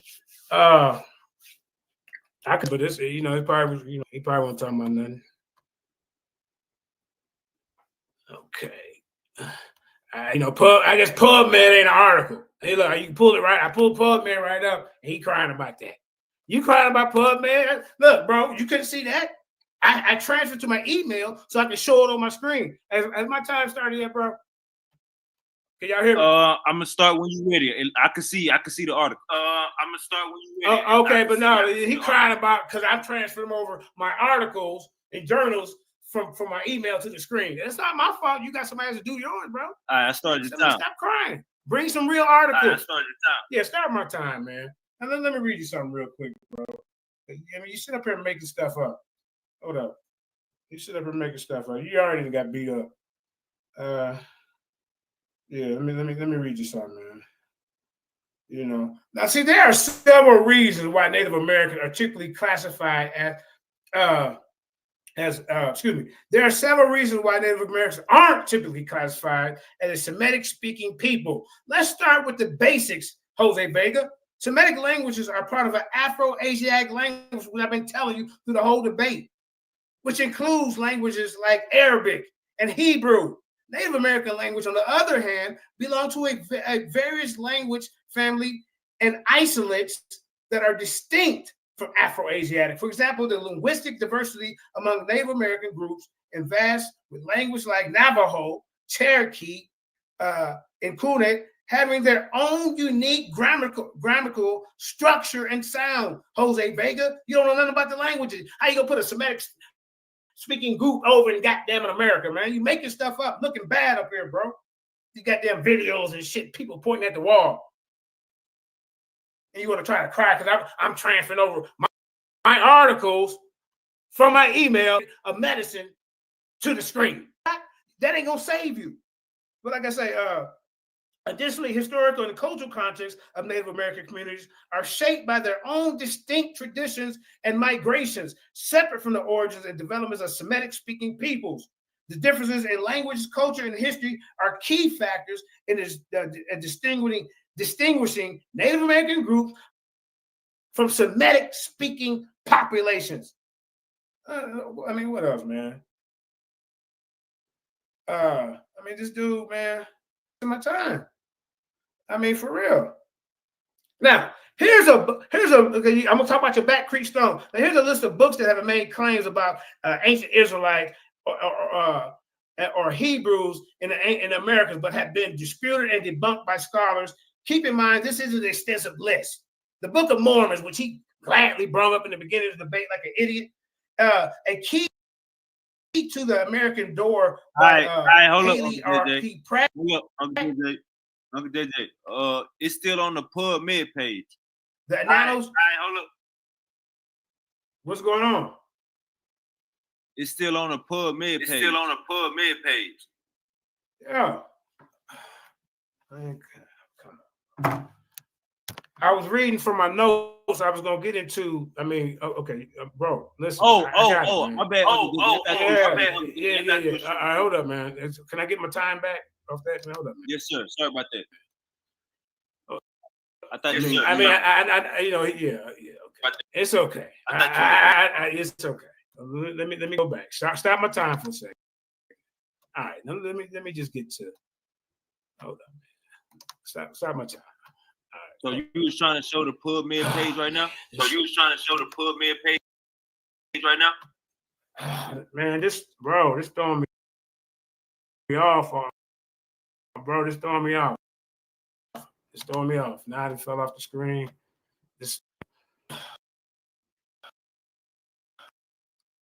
We're gonna get everything all right. I told you just relax. It's throwing me off. Can you hear me? This PubMed page that you got on the screen. But my screen messing up over here because just hold up for a second. Damn, just hold up. Every time you. Okay, hold up. Fuck. Hey, go to a commercial break or something, bro, real quick. I don't know, man. Go to a commercial break. All right. Hey, man.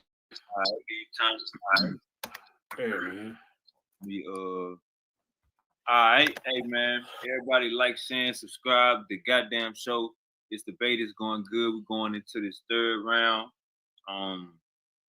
Once Uncle JJ fixes his screen, we will be ready to go. Hope y'all enjoying it. Hope y'all got y'all pen and pad.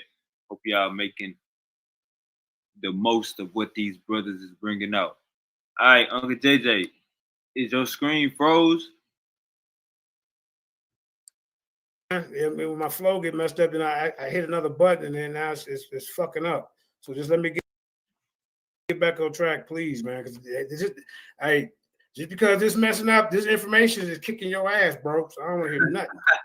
let me show. Okay. All right, let me see. Hold on. All right. All right. Oh yeah, this the perfect segue then. All right, Uncle JJ, let me know when you're ready. And like I said, man, if y'all tired of wearing them big old baggy clothes, the shirt that just say shirt and the hoodie that just say hoodie, come what everything is goody. You know what I'm saying? Like I said, man, you copy some Pine Club, you will be. If you copy some Pine Club, you will get that new job. You copy some Pine Club, you know what I'm saying? You will get that new lady, you know what I'm saying, at the bar. You know what I'm saying? Just take a couple pictures with this. Nigga, this is the green light into whatever you need to succeed. You know what I'm saying? All right, let me see if Uncle JJ is ready.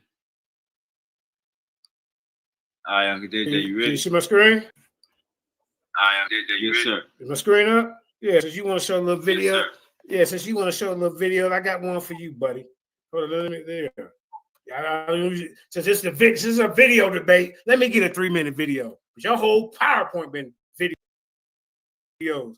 Hey, let me push play, man. Look. Here we go. We uncovered now they got them coming from China, y'all. Yeah, come on, bro. Ain't no goddamn Semitic. Look, let's go. Interesting stories for you. Look at that. In this episode, a study suggesting that some Native American ancestors came from China. Human my part of human history and prehistory. Humans were hunter-gatherers to start with.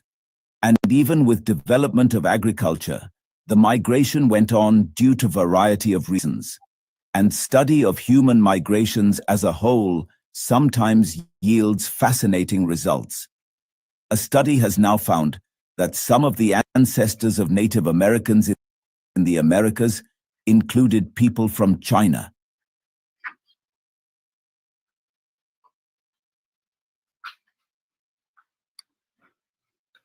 They are from goddamn Siberia, Asia, China.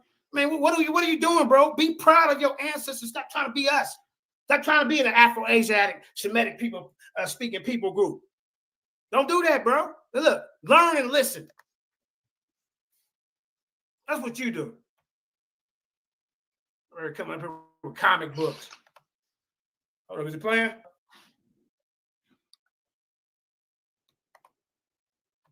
Oh man. Counterintuitive as China. This is bullshit. Come on. You still running my time, bro? Hold up. Yeah, I called you time.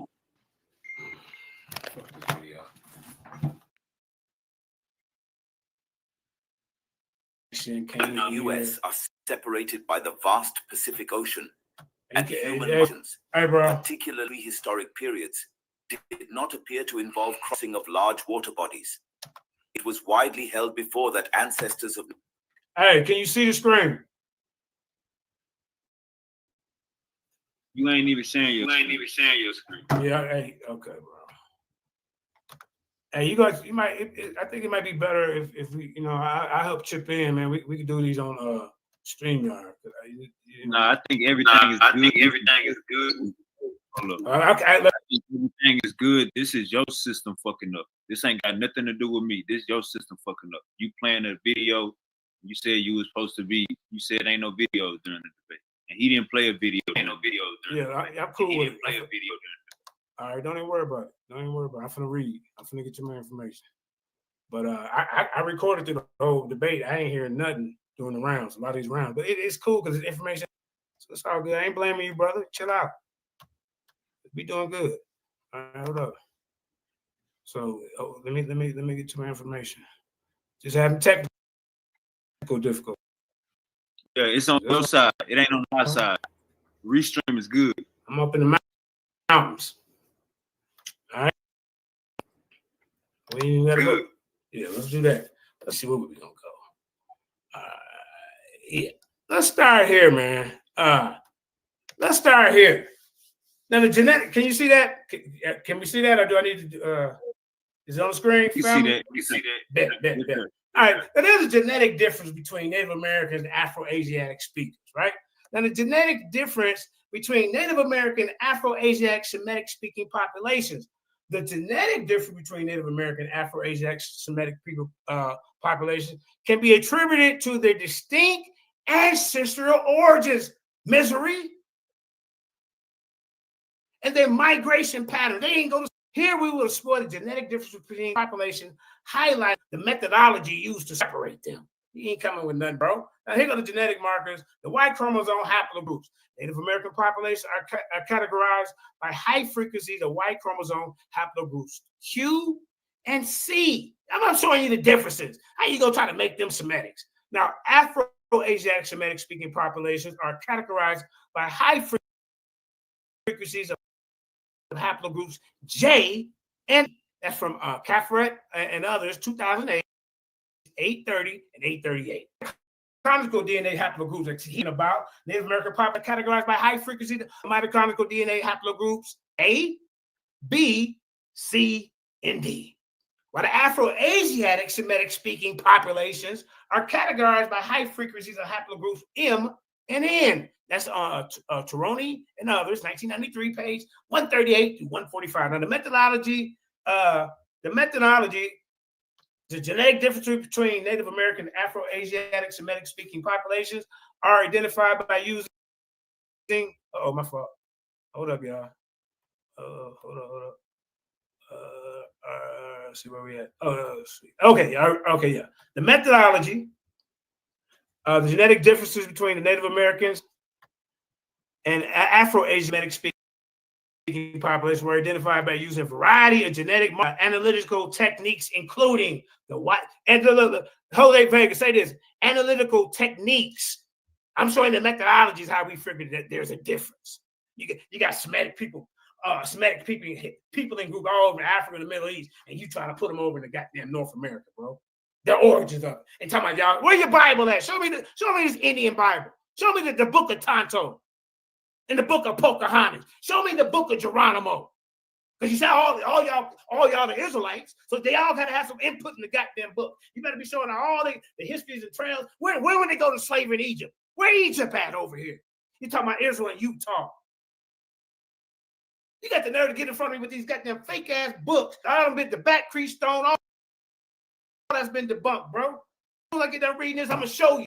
Get up here in front of this nine. Now look, the genetic difference between Native American and Afro-Asiatic Semitic-speaking populations were identified by using a variety of genetic markers and analytical techniques, including the Y chromosome analysis.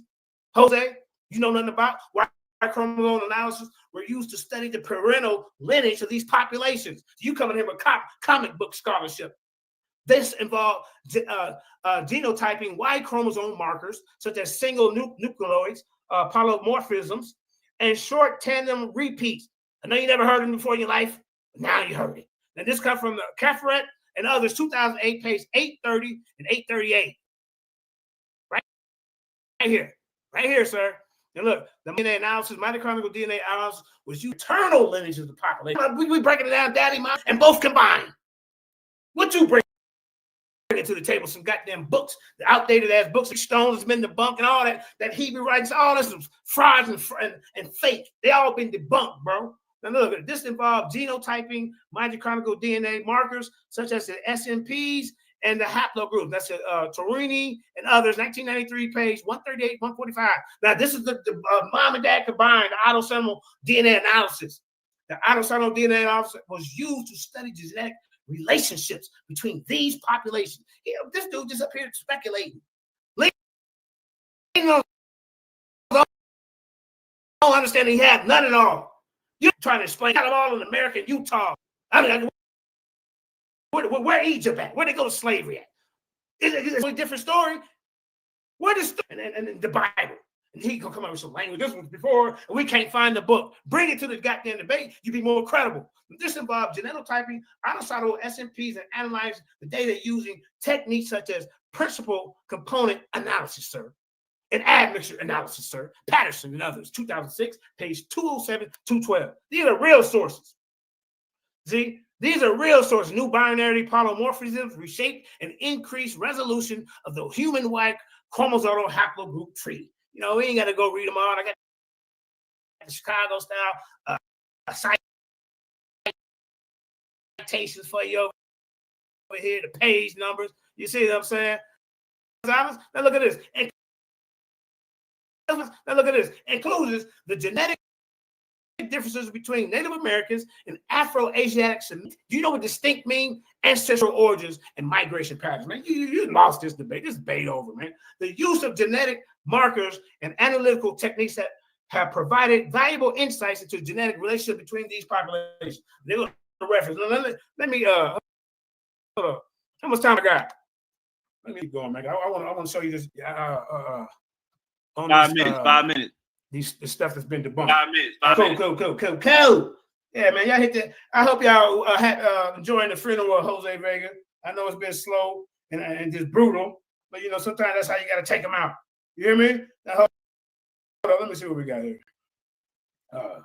This dude up here. Now, there's okay. Hold on, let me find it. Let me waste time. All right, let's see. Yeah. Okay, that was music clean. Okay, yeah. I don't want that. There's several. Oh, yeah, here it is, y'all. Look. There are several alleged artifacts and inscription. I'm reading off my notes. I'm not showing the screen. Okay, all right. But I ain't got time to I didn't have time to put in my notes. Look, there are several alleged artifacts and inscriptions that have been claimed to prove ancient Israelites or other Middle Eastern presence in America, but most of them have been disputed or debunked. For instance, the Los Lunas inscription in New Mexico, which features the Ten Commandments in ancient Hebrew script, is considered by some to potentially authentic due to its discovery in 1850 and is unknown script at that time. However, its authenticity is still debated among scholars. Similarly, claims of Sumerian influence in Central and South America are based off interpretation artifacts like the Fonte Magna, but these claims require further verification. Right? Like I say, there are some groups that claim connection to Hebrew Israelites, but these claims vary. Some African American groups, you know, like these guys is out here talking about they won Westerns. They don't want to mess everything up. There are several books and publications that have made claims about ancient Israelites or Hebrews in Americas, but these claims have been disputed and debunked by scholars. Some examples include the Book of Mormon, which he brought up, the Latter-day Saints movement that's describing a narrative of ancient Israelites migrating to the Americas. Other examples might include the book of by authors which claim to have found evidence of ancient Hebrews or Israelites' presence in America, such as Barry Fall's claim about the ancient inscriptions of North America. These claims have been widely disputed by scholars due to the lack of credible evidence. What else I got, man? What else I got for you? Okay, let me get to the cultural appropriation. Okay, hold on. Should I read this? Yeah. Let me read this. The presence of Hebrew language, inscriptions on stones, and other artifacts in America have been the topic of debate. However, these claims have been disputed and debunked by scholars. Many of these inscriptions are considered to be modern hoax, and Jose really believes in this. That's why he's bringing comic books to the goddamn on debate. Being attributed to the fact that some group have attempted to create connections between and the ancient Israelites based on their agendas. And this is what he had. He has agendas, ladies and gentlemen. Let's keep going, bro. Let's keep going. Hold on. Let me get to this. 2 minutes. Yeah, okay. Okay. So 2 minutes. Yeah, let me start with this cultural appropriation. All right. 2 minutes. Yeah. All right. Now, look.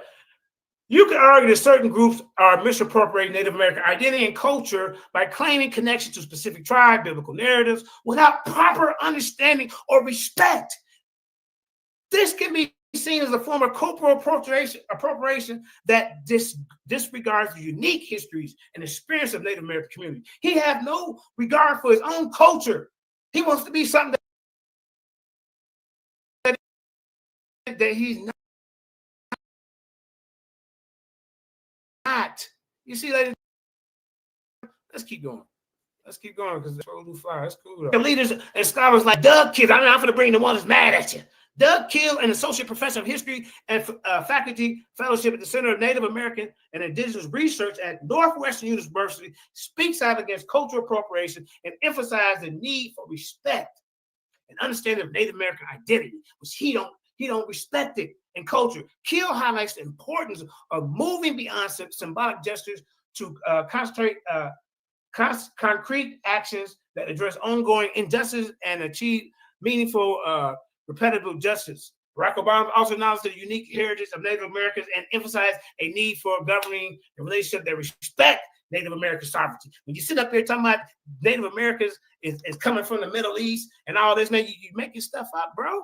That's what you're doing. Hold up, man. And like I said, I was going to hit you with more science, but you're lucky the time right now. The phylogenetic analysis is a powerful tool to understand the evolutionary relationship between organisms and genes. When applied linguistic families, it can help distinguish between different groups such as Native American and Afro-Asiatic populations. Afro-Asiatic language family, the Afro-Asian language family comprised of approximately 400 languages spoken across West Asia, North Africa, the Horn of Africa, and parts of the Sahara.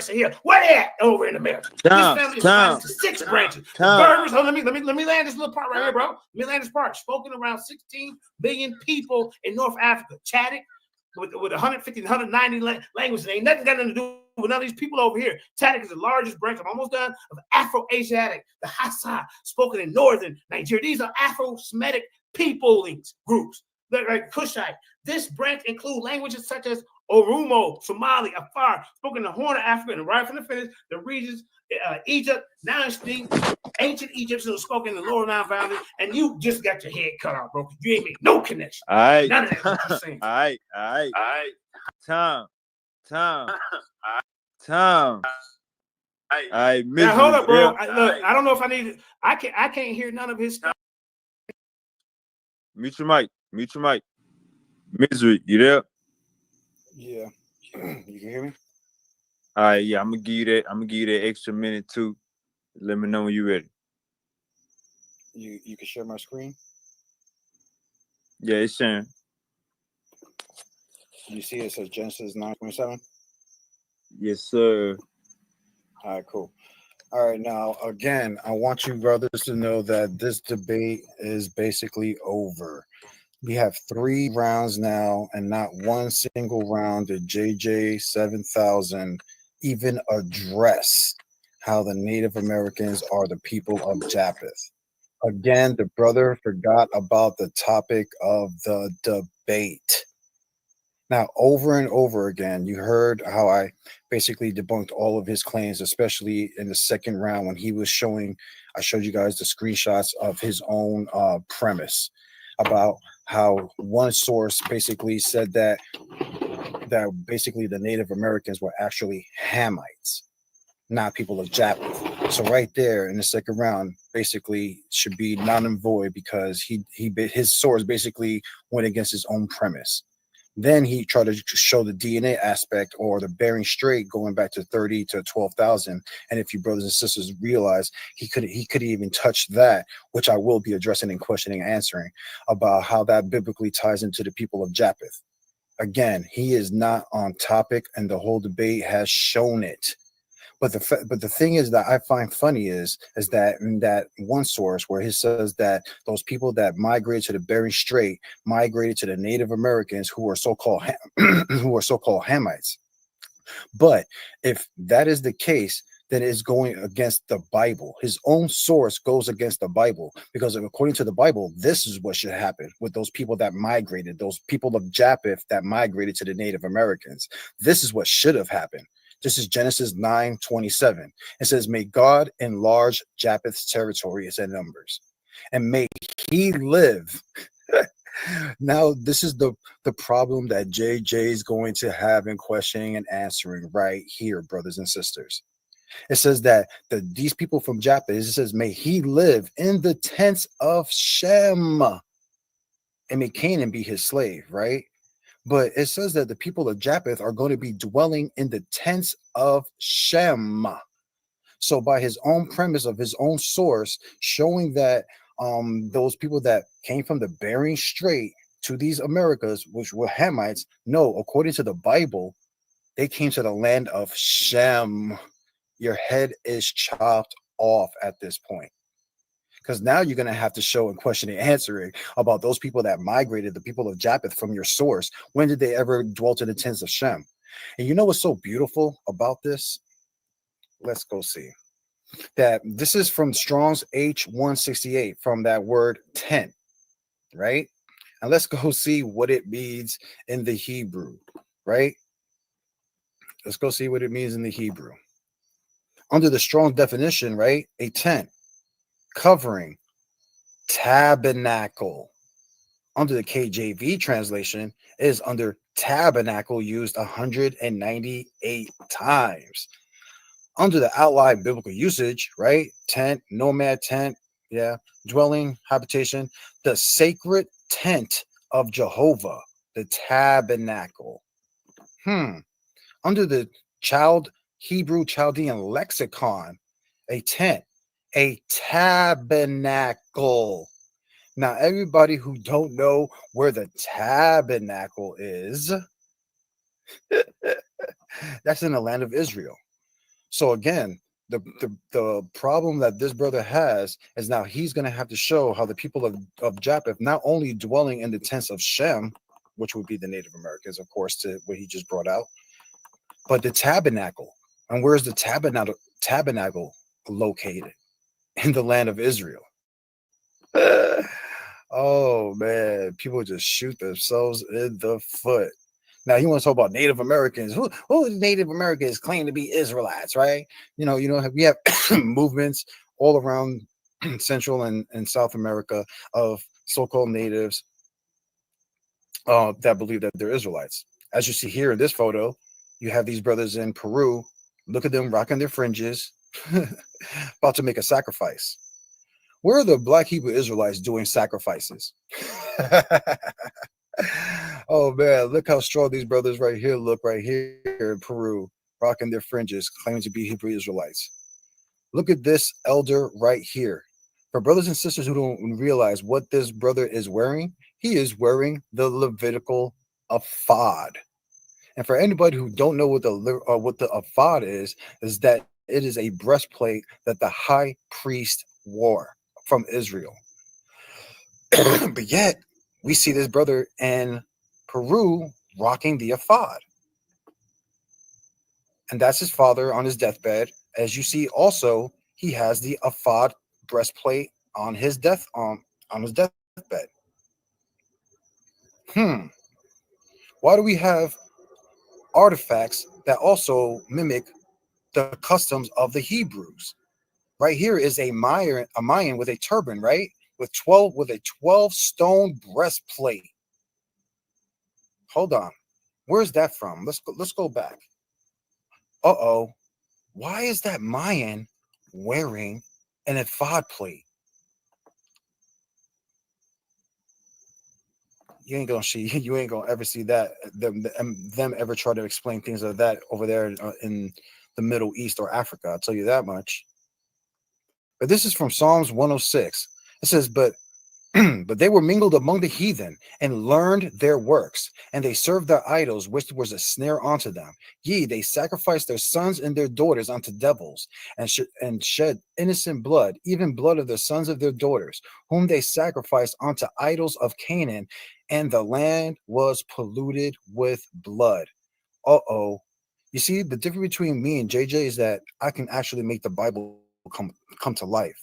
Because what other people did this? As you can see right here in this picture, who used to do human sacrifices on temples and learned it from the other nations. From Hosea 8 and 13, they sacrifice flesh for the sacrifice of my offering and eat of it. But the Lord accompanied them not, nor will he remember their iniquity and visit their sins, and they shall return to Egypt. For Israel has forgotten his maker and buildeth temples. See, this is why we see Native Americans building temples and doing human sacrifices all throughout. And also, as he says, I find it funny because we also see the Israelites even practicing Hamitic customs, just like the book of Jeremiah talks about how the Most High gave the Northern Kingdom a bill of divorcement. Reason being is because they went after the other nations and after their idols. What other nation on this planet do you see that are practicing Shemitic and even Hamitic cultures, as you see in this picture right here?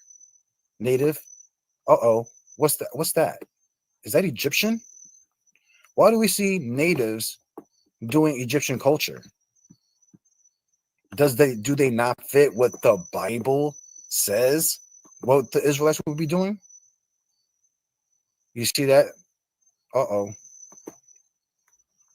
All throughout, look at it, all throughout the world, we see Israelites over here building monuments from all other countries all around the world, just like the Bible says.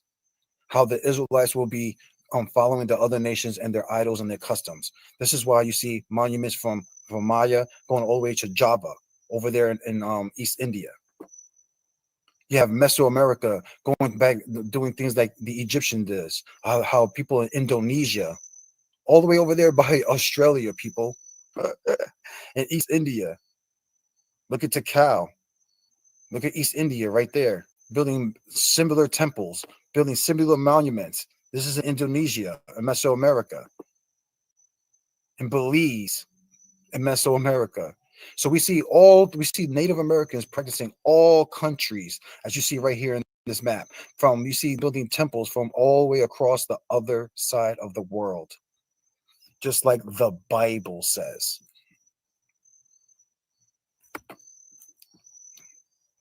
Hold on, let me get into my next one.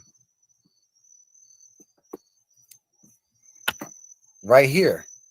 You know, if this is why the brothers hate the Bible, because the Bible mentions things that that originate from the Americas. Here's a perfect example. If America is not the land of Shem and the whole the land of milk and honey, then why would the Most High feed his children, the Israelites, quail? In Numbers 11:31. And there went forth a wind from Yah, and he brought forth quail from the west, the sea. Now, quail is a bird that belongs to the peasant family, though they do not look alike. Quails and pheasants are closely related. These birds originate from North America. Hold up.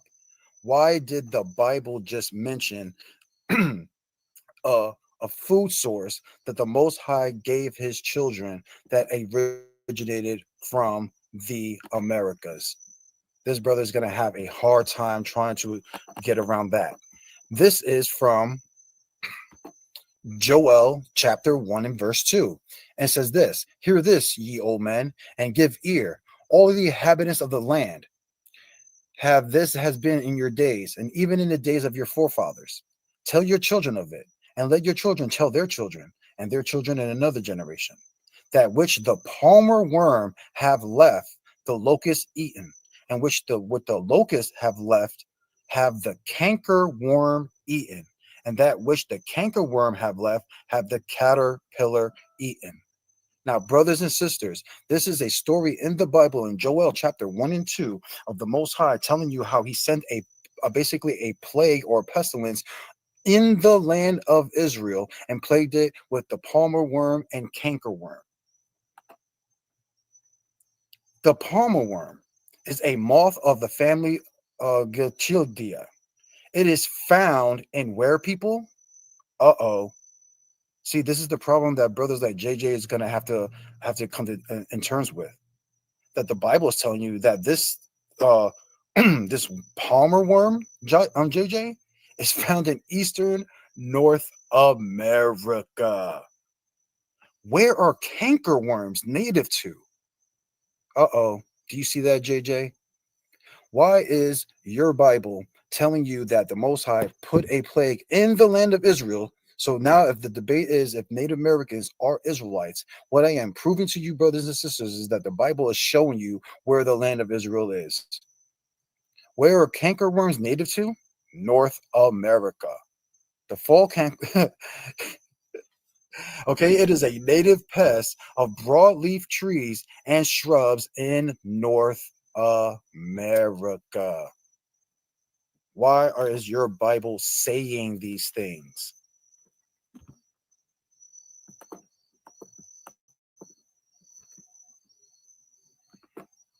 Hold on, let me get to it.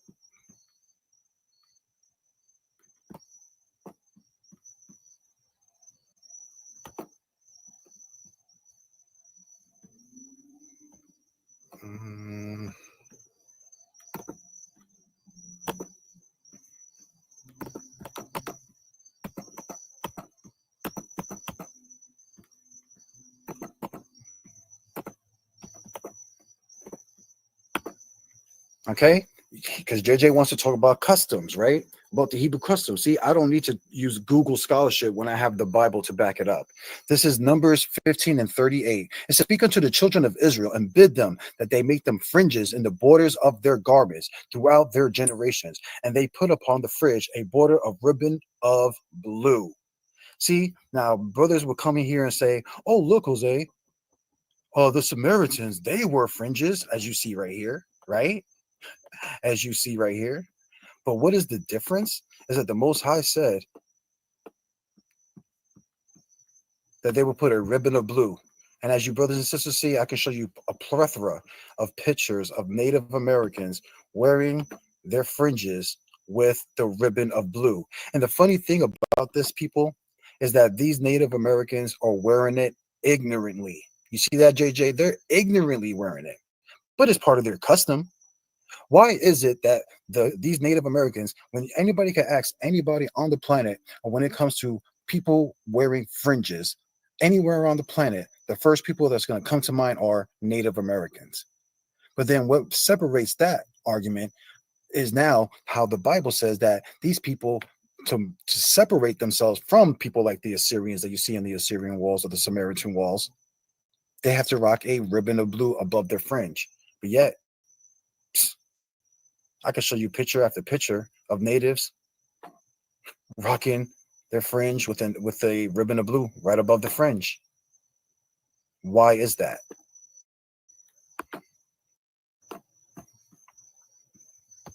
Brother's gonna have nightmares about this debate. And like I said, the brother never proved. How much time I got left?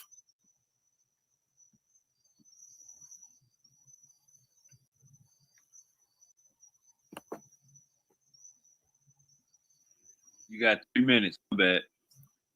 3 minutes? Okay. Yes, sir. So like I said, I use the Bible to back up my claims, like stuff like this. You have claims like in First Maccabees 13, 20, and 20, on 27 and 28, when it says Simeon built a monument upon the sepulchre for his father and his brethren, and raised a loft in the site with he have stone, behind and before. Moreover, he set up 7 pyramids, one against the other. Now, why is it that I can go to a place called Tikal over here in Mesoamerica that matches the biblical narrative of 7 pyramids being built within that city? Like I told you, brothers and sisters, I can make the Bible come life. Hold on. Last point. Yeah, but we didn't bring out the last point of the Cherokees' creation story, right? Because you want to talk about Israel, right? It says Cherokees. This is the Cherokees' creation story. It says, "In the beginning, Yahweh created the sky, the world, our mother, earth. The waters around the earth were dark and deep, but the spirit of Yahweh moved upon the face of the waters." Oh, what does that sound like?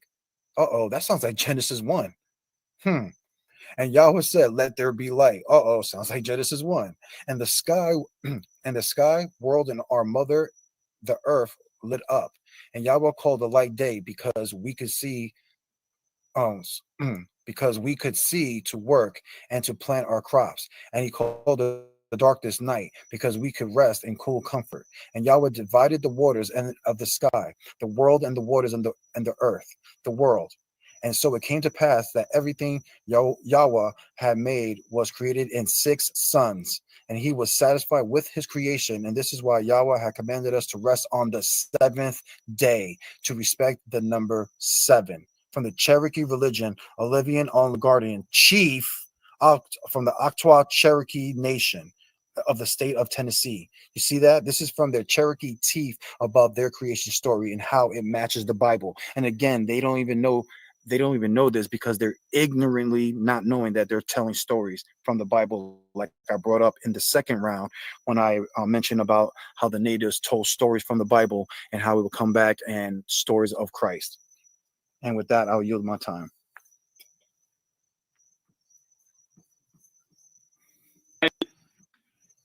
All right.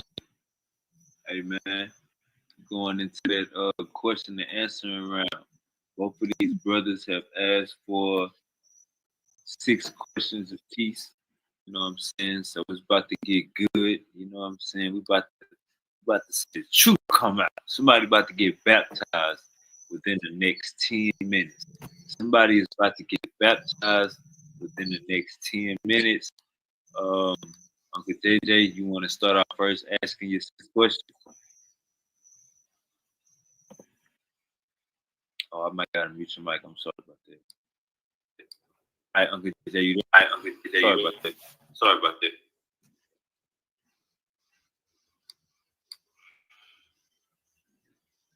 You there, Uncle JJ? Can you hear me? Yes, sir. All right, so we're in the question.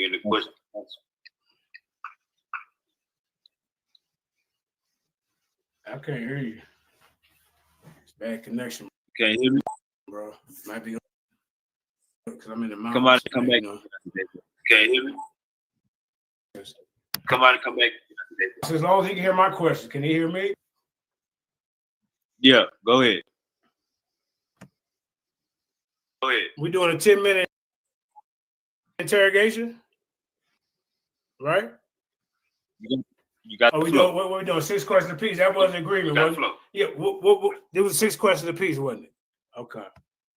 Yes, sir. All right, Jose, you can ask me questions. You can ask me questions first. Go ahead, bro.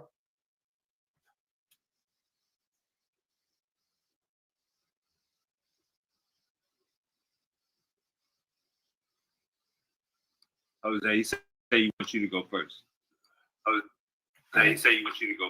Nah, bro, I went first. I opened up the show, even though you are the affirmative. I mean, what are we doing, bro?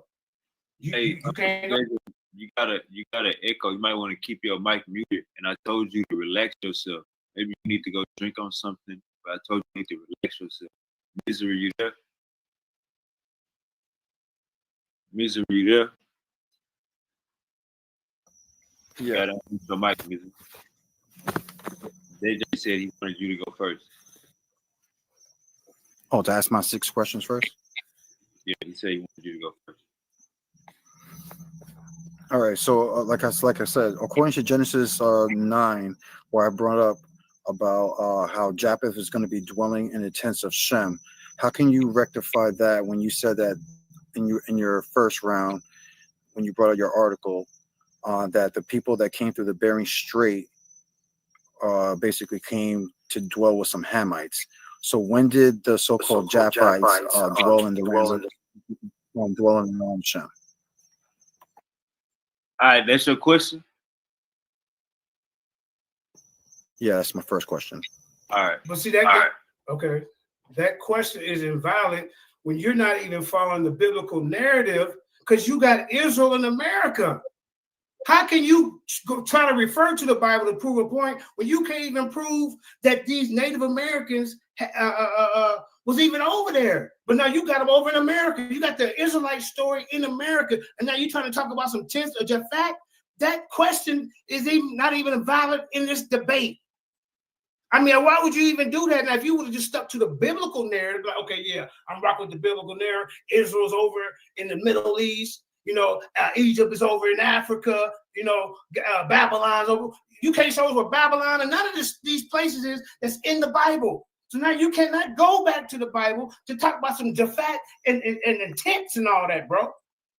You can't do that. That's my answer to that. Now go to your next question.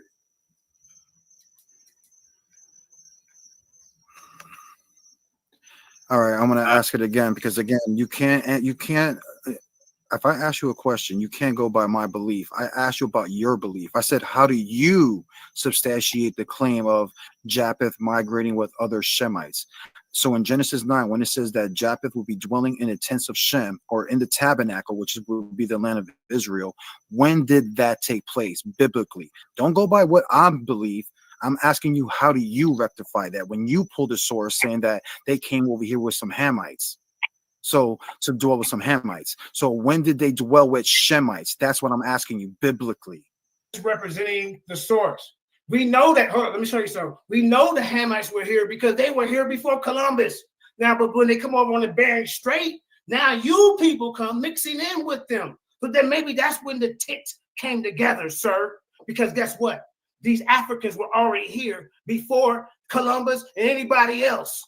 They were already here. So now when the Bering Strait thing come, Now these Asians that come over here and become these Native Americans, these Paleo Indians, they mix in with the Africans and they antics together. You can't even go to the Bible when you're not even following the narrative. So how dare you disrespect those Bible believers? You making up your own narrative, bro. But that's your second question. You asked me it twice. Now get to your other four because you wasted it. No, that was actually my first because you go still didn't even answer the question. But anyways, everybody can see you still didn't answer the question. You're cowering, you're running, everybody sees it. But now here's my second question. Now you said you brought up a source saying that that the Bering Strait happened around 30 to 12,000 years ago. Why is this Canaanite dog still talking? Crazy. Anyways, we brought up a source saying that that the people of the Bering Strait happened around 30 to 12,000 years ago. How do you tie that to the people of Japeth existing that far back? What source can you pull that shows that Japeth existed in around 12,000 to 30,000 years? Okay, thank you. First of all, okay, what we're going to do, we're going to clarify, and I want you to show me exactly where I said that in the debate so we can have clarity. So why don't you take the time to show me what you're talking about? And second of all, we're going by two narratives here if we're dealing with this Native American thing. He wants to prove his Bible narrative, right? So when I went to the Bible narrative, I went to the Scythians, right? Proving the trail that they came here to the America. They were from Japhet.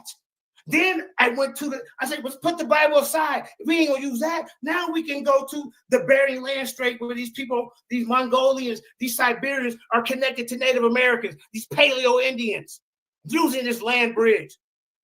So, bro, you're the one confused because now because when in the preliminary, you said you're not dealing with the biblical narrative. You got your own. You got us over here and you got the Israelite over here in America. You got Israel, you got Egypt over in Utah and the Red Sea in California. You're the one that's a pseudo. You're the one that's pseudo, bro. Again. Okay, what? Can I keep answering? No. JJ, you got another question? JJ, you got another question? JJ, you got another question? Go ahead. Said, hold on. Okay, that's gonna be my fourth question then, because again, you just told everybody that I got to prove. When did you say that these people, the Bering Strait happened 30 to 12,000 years ago? Again, in your second round, this is your source, son. I took the screenshot while you were doing your presentation, sir. Your own source, it states that the American Indians that came from Asia through the Bering Land Strait between 30 to 12,000 years ago. So now, again, according to your source, now I prove that you're a lying demon. Now I need you to answer the question about how do you rectify Japeth going back living 12 to 30,000 years ago? Show me your source. Talking about so we can read it. How can I understand your question when you cherry picking through it? So I don't know what you're doing all that for. You ain't connected no you ain't connect no language family. So what I'm saying, put that back on the screen. Go ahead. Then I can answer it properly to see what you're talking about. You're not gonna just flash something in front of me and say you're not. Oh, this is what it says. Put it up there. Let's see what you're talking about. I'll wait. Let's see what he do, y'all.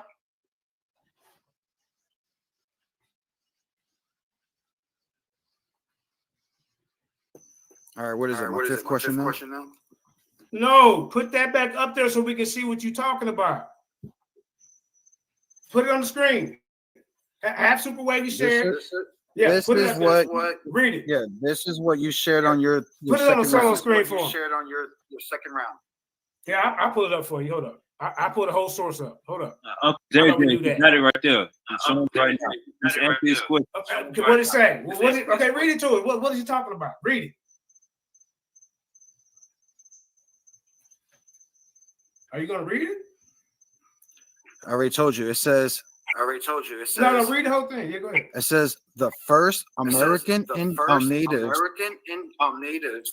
are postulated to have come from Asia through the Bering Land Strait between 30 to 12,000 years ago. Okay, this is the source you pulled up in your second round.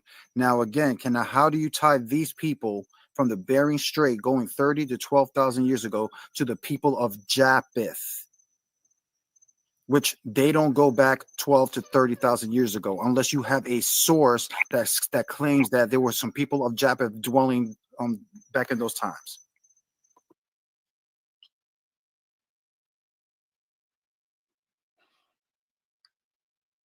People coming over from Mongolia and East Asia, and I showed you with my source, the Scythians, you want me to pull that up? It was tying them to Japhet. But you're mixing science and your Bible. That's what you're, so I went to both. I went to the science and showed you how the sciences would connect them to Japhet just because of the region that these people are from. They had nothing to do with Shemites. They had nothing to do with Afro-Asiatic speaking Shemitic people or family groups. They had their own distinct language, culture, and identity. So I can break it down for you again. That source, what you're reading, only helps me. For the simple fact, it's showing the land. You believe the source. So you know they came over this land bridge and these people from Siberia and Mongolia. So when you look at the table of nations, these people will fit over how I showed you with my source that y'all said that y'all couldn't see it wasn't moving. You want me to show it to you again? I can. Let me pull it up. Let me pull it up. Hold up. Let me pull it up. Look, we're here to learn, right? We're here to learn. Hey, let me know if you see my screen. Let me know when you see my screen. Look here. Okay. Misery. You want to share screen? Yeah. Let's see what he's talking about. If it answers the question, he's been rambling on, so doesn't answer the question about how he's tying it to the biblical narrative of Japeth. All right, let's go to question number 4.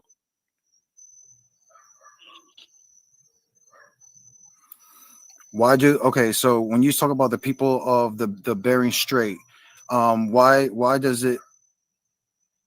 I don't know. He's on mute. But on the people of the Bering Strait, why does it say in the Jewish encyclopedia that those people were descendants of the lost tribes, and not people of Japeth? Okay. Unmute me, bro.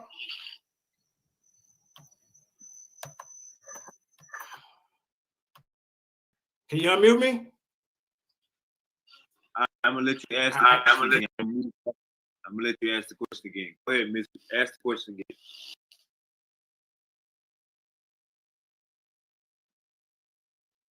Misery. Ask the question again.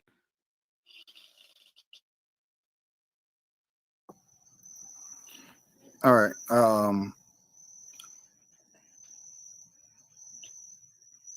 He said he heard the question. You're on mute. Misery. Ask the question again. Okay, hold on. Yeah, like I said, why is it that in the Jewish encyclopedia it states that the people from the Bering Strait, like you just claimed, that they were people of Israel and not Japeth, like you're claiming? Why are the Jewish biblical scholars putting in their Jewish biblical scholars putting in their Jewish encyclopedia? All right, let me clear something up. Can you hear me?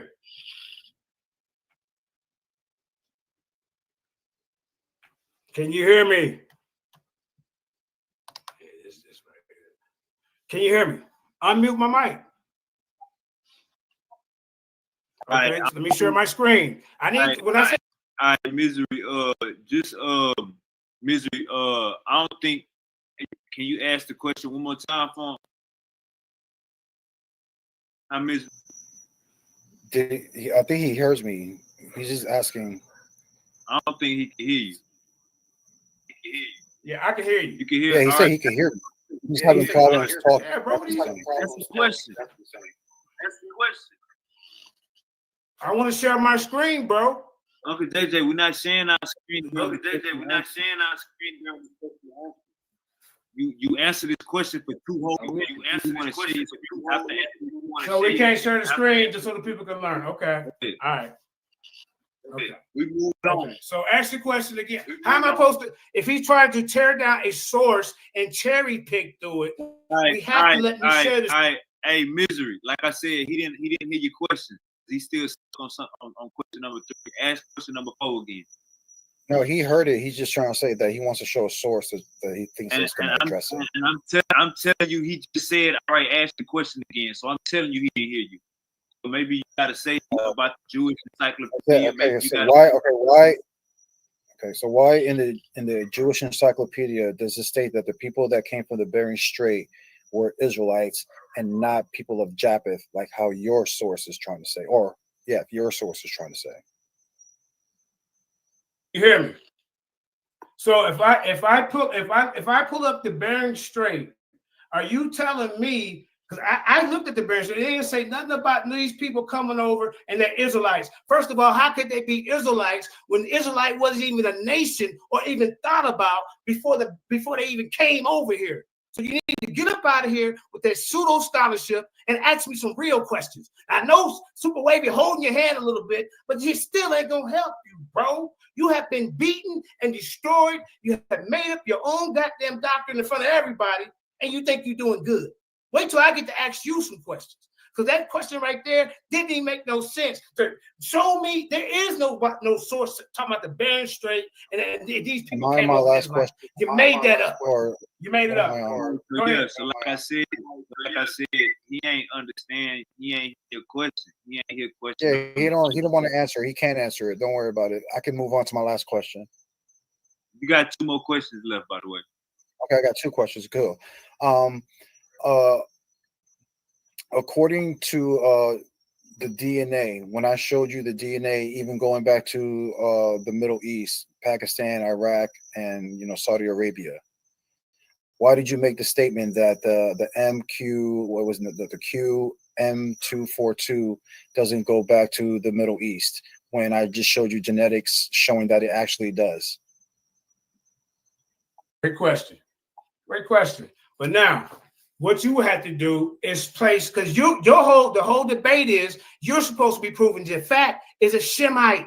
That the Native Americans are Shemites, which you have failed to do miserably. You haven't showed no genetic connections, no affiliation to that land over there. Yeah, turn your camera back on. No affiliation. I would hide too if you get in front of me with this nonsense. You ain't showed nothing. Now I'm gonna let you ask me as many questions as you want, because it ain't gonna save you with your trickery. Now look, these people, he hasn't showed the connection of these people being from the Middle East, these Native Americans, the Chickasaw, the Navajo, the Apache, the Illini, the Iroquois. None of them, the Black Hawk, the Blackfoot, none of them. Which one of them is Jewish? Brother, I said, I showed a source. Brother, I showed a source. That's my answer. Brother, I showed a source. I showed you that 94% of people from Mesoamerica and South America have that QM242, and it goes back into the Middle East. Why did you say that DNA does not go back to the Middle East when actually it does? Also, not just Siberia and Okay. That's all I'm saying. You gonna ask me the same question? Answer that question. Let me answer my last final question. Yeah, answer the last one then. Yeah. When I showed the premise about Jeremiah, about how the Most High gave a bill of divorcement to the Israelites, basically because they went and followed the other nations, their customs and their idols.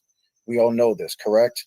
So why is it that, can you show me another nation other than natives, which I showed everybody thoroughly about how natives practice many different cultures and even built monuments from the other side of the world? Can you show me someone in the Eastern Hemisphere that fits that criteria of Jeremiah 2 of a country that practices many other cultures from around the world? Can I show you a culture that practices many other cultures from around the world, and you're saying that would make them an Israelite? According to what scripture? Can you exegete that scripture for me right now? Yeah, Jeremiah chapter 2. Jeremiah chapter 2. Okay, let's put up Jeremiah chapter 2. All right, hold up. I'll pull up Jeremiah chapter 2. All right, I got you. In my third round, Hosea chapter 7 and 8, where it says that the Israelites went after their idolatry, and their ways, and the other nations' customs. Again? Jeremiah chapter 2. I believe verse 21 or something like that. Okay. So hold up, John. So what's the concept? So what are you trying to reach at with this question? I said, according to the Bible, the Israelites started following the customs of many other nations and their idols, right? Why is it that in my presentation, I showed you how Native Americans did that? Can you show me any other nation in the world that basically has many different cultures, that followed many different cultures? Because when I look at China, China has their own culture. Japan has their own culture. Russia, they have their own culture. England, they have their own culture. African tribes in Africa, they have their own culture going back thousands of years. What can you show me a culture over there, or a nation or country over there that practices many other cultures from around the world, like how the Native Americans did? Okay.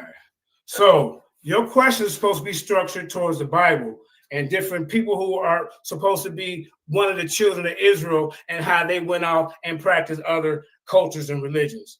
Well, like I say, there's plenty. See, he's not even the Bible. There's plenty of the Haitians, for example. Y'all call them as part of one of your Benjamites and all that. Guess what? They were practicing voodoo to get the Europeans out. So there's other examples of people falling off and worshiping, the Israelites were worshiping Ishtar and other gods. As far as I'm concerned, you ain't even following the right God, because Yahweh is a little fella. He up on the L. You don't even, matter of fact, the Native Americans have so many goddamn gods because they're not connected to this book when it comes to the Middle East and the Bible. You can't find one scripture in there saying, "Oh yeah, the Native Americans, Chief Tonto was the leader of the tribe of Judah." You see what I'm saying? Pocahontas was his Levite wife. None of that, bro. You making this stuff up, and I'm really getting tired of it because you're insulting the people's intelligence and you're insulting mine. Yeah, turn your damn camera on, bro. I would hide too, because none of this that you're talking adds up. First, you talk about in the preliminary, you ain't dealing with scripture when I ask you what's the connection. Now you're the one that mixed science with this. You tried to mix the people honest. He tried to mix the science and the biblical narrative with it. So I went to the biblical way and showed you. I showed you with my source what they say with Japhet and how they connect through Russia and through the Bering Land Bridge. I showed that. Then I went to science. I said, you don't want to do that because you ain't dealing with the Bible anyway. You said it in your preliminary, sir. And then you said something about science haplogroups. You said the preliminary. You don't deal with that neither.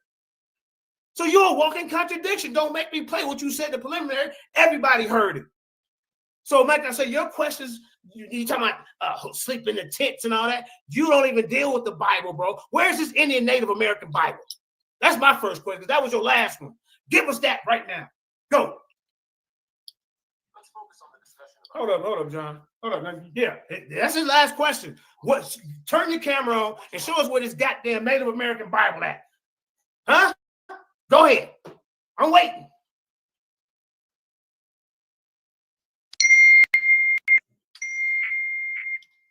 You hide now? Hey, Wavy, what's up? Tell me, answer the question. Is that the question? Go hide now. Hold on. Yeah. All right, go ahead, Mr. That was his question?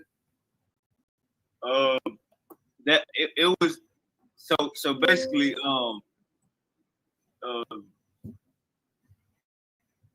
was that the end of your question? That's the point. Was that the end of your question? Like, was you satisfied? You good? You satisfied? You good? You satisfied? You good with that answer, Misery? Oh, that's his question?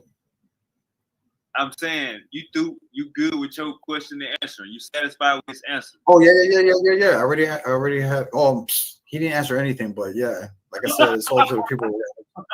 The people are going to see it. You know what I'm saying? All right. The people are going to see it. He didn't answer that one question. All right, But, hold up. All yeah. right. So now it's gonna be JJ. Now you about the question misery. All right, Uncle JJ, you got the flow. Yeah. All right. Now I'm gonna ask you again. He claimed that the Native Americans had the first original Bible and that Israel is America. I'm leading up to the question, y'all. Egypt's over here in Babylon and all that. Show us the Native American prophets that helped write your Native American Bible. Because you said that's the first one. Give me their names.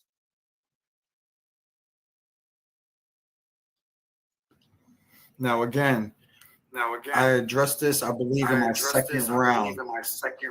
I literally show people how this elder from the Massaquoi from Massachusetts went up to the Sakari leader from the Sakari, Alazar, and basically told him to his face how the Bible is a stolen book.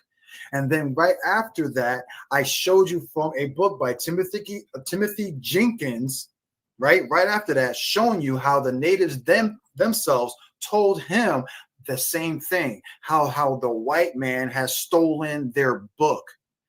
Then I gave you a prophecy from the Taino people. This is how I know you didn't even pay attention to the debate, and everybody heard you say, well, I didn't even hear him in the second round. Well, you should have heard me in the second round, because I answered all your silly question right in that round. And even in the Taino people, I even showed you how they had prophecy about how we would be invaded by the three canoes, which is Columbus, right? The three ships, and how the Bible will be turned back to us.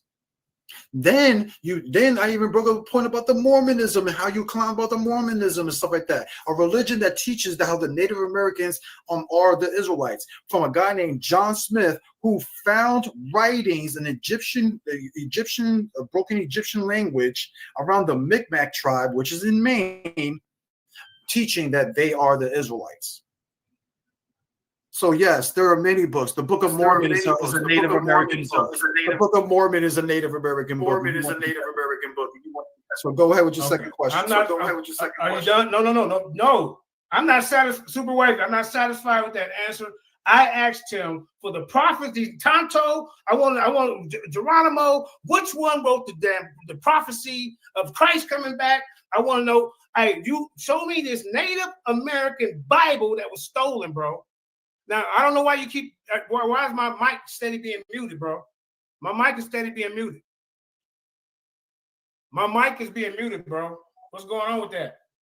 This is what we're doing? Now, you hold them accountable. I want to see this Native. No, I've been hearing you. I'm not satisfied. I've been hearing you the whole time. I want to see this Native American Bible. Your mic was not muted. Where's the the whole time.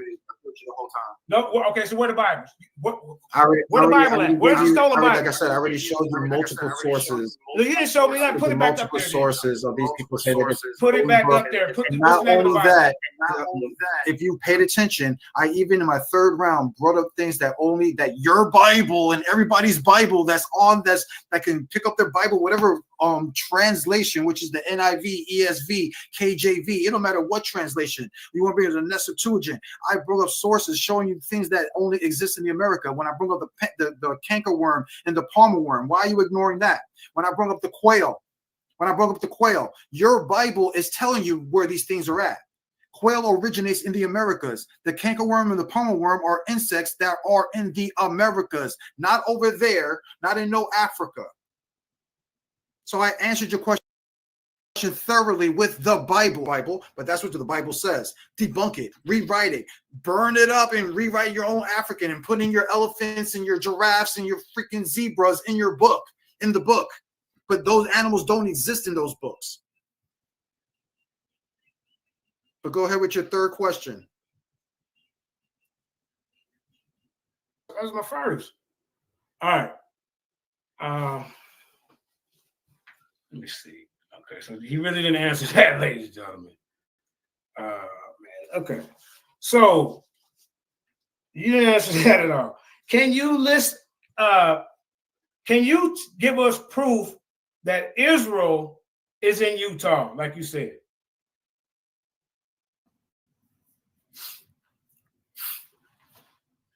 That's your question.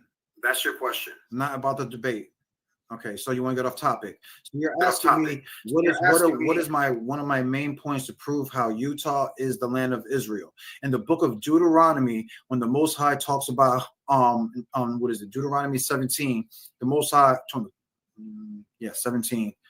No, Leviticus 26, when in Leviticus 26 it talks about how the Most High would plague the land, and then how he would make it a desert and basically a salt flask. Was basically salt. He would plague the land with salt and desert. Now, when you go to Utah, of course, you already know Utah is, desert, yeah. But did you also know that that land is plagued with salt? Anybody could look it up, Google it. It's called the Utah Salt Flask, and you're going to see miles upon miles of white salt on the ground, just like the Bible says the land of Israel was plagued with. And if you guys claim that you guys are cursed and you're not in the land, then the curse of Leviticus 26 is still in effect, and that land should have salt in it also with desert. You're doing too much. You're doing too much. Now, so who put all the Native Americans in slavery in this American Egypt? Who's the name of this Pharaoh over here in the Americas? I need to know. I need a source, a reference, and a Chicago Manual style citation with a peer review article backing this nonsense up. Go ahead. Now, again, like I said, when we talk about the Bible and how that mentions things that only exist in the Americas, right? So this is how we could tell what's real and what's fake. Now, I find it funny that the scriptures talk about the Egyptians. And I read for you guys in the first book of Maccabees how Simeon built pyramids, for his mother, brothers, and they built seven pyramids in there, and that the Israelites started building pyramids. Now, if Egypt is known for building pyramids, and the Israelites, again, they bit off the Egyptians, right, of building pyramids, why is it that the most pyramids exist over here in the Americas and not nowhere else on the planet? So yes, it would make biblically sense that the land of Egypt, or Mizraim, because that's not, Egypt is a later on term, because people do put these names on it, but it doesn't make it the biblical nation. Mizraim was known for making pyramids, and again, like I said, the most pyramids exist over here in the Americas by far. That's like today, like today, right? That's like comparing cities like skyscrapers. So whatever country has the most skyscrapers, they're considered to be what? High class and over class. Well, that's exactly what it was with the Egyptians. Their pyramids would look like today as the skyscrapers. So why is it that in today's society, the Native Americans built basically the most skyscrapers by far, which is an Egyptian custom? Can't get around that. Okay, so I asked for the location. You said Israel's in Utah. I need to know what. No, you're not getting up out of here. Where the hell is Egypt at? What city? Is it in Memphis, Tennessee? Is that where you got it down there? Where is Egypt? And who's the American Indian Pharaoh that put them in slavery? Go ahead, bro. You didn't answer the question. Go ahead. We waiting. You rain dancing around is what you're doing. That's a ridiculous question, because everybody knows that the Native Americans from North, Central, and South America, the majority lost their heritage, so that you can't even get that information unless you're hearing it, like I already told you, from the elders, right? And what the elders say. And I already showed you how the elders show you about the creation story, how they prophesied even about Christ. But go ahead with your next question. No, I'm not satisfied with that, because I asked you. You said that you made it. You said Israel was in Utah, so you know where Israel at. So then, how did they get to Utah? Because they left the Exodus. What part of the United States was this Egypt? Was it in Memphis, Tennessee? Where was it at? Was it in East St. Louis? Where was it at? How far did they walk? Where did they get lost in the wilderness for 40 years? You ain't proved none of that, bro. Now I'm gonna ask you again. Where's Egypt? I'll prove that. I'll prove that when we have that debate about is Israel over here in the Americas. But today we're having a debate about America's Shemites or Japhites. I would love to stay on topic, and everybody sees that you're running from the topic at hand because you have nothing. But go ahead with your next question. And try to stay on topic. No, be quiet. Answer the question. You brought up the Americans and Israel in this debate. You did first. You did. So I'm gonna go to the next question. I'm gonna go to your next question. Y'all see, he don't know. Okay, hold on. Where is? Okay, hold on. Okay, hold on. How about this one? Where did Taharka? Hold on. Where was some of the battles? Where's the walls of Jericho here in America? According to the American the Bible. No, how about this one? Where was Christ crucified at? Here in America. Go ahead.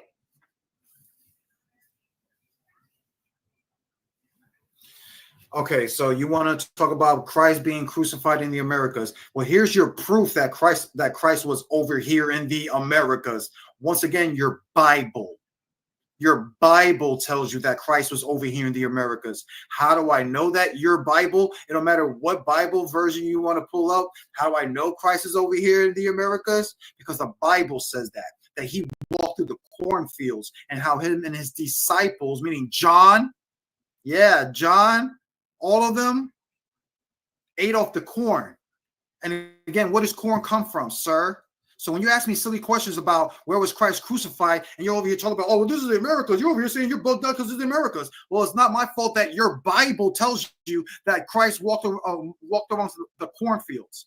And you can't even get around it because even in the Greek, it means corn. Doesn't mean maize. It doesn't mean anything like in the Hebrew, but in the Greek, it just means corn. So yes, the Bible proves where Christ was. Again, I don't have to play word games. I don't have to play ad hominems and stuff like that. The Bible tells you where it's at. So where did Christ get crucified? He must have got crucified over here when he was preaching the gospel, walking through the cornfields, and him and his disciples were just eating off the top of the damn corn. So that's how I know. I'm not accepting that, bro. So what? Okay, so which cornfields did he walk through? Iowa? Kentucky, Illinois? You mean tell me because the scripture says somebody walking through a cornfield, you want to associate it with the Americans? Let's go to the next question, man. This is getting out of hand. Okay. All right. Let me see.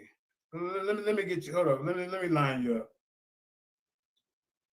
All right. So, what historical evidence supports the location of ancient Israel in the Americas?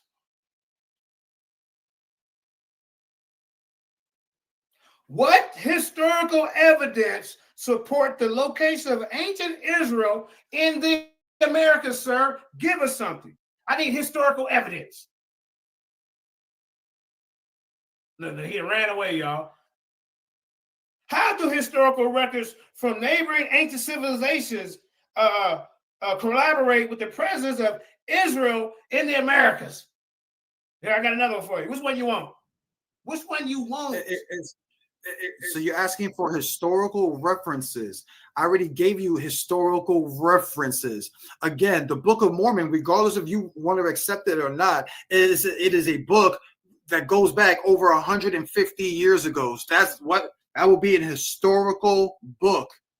That would be an historical account of a book teaching that these people over here in the Americas were Native Americans. I also showed you articles from Jews, from Christians.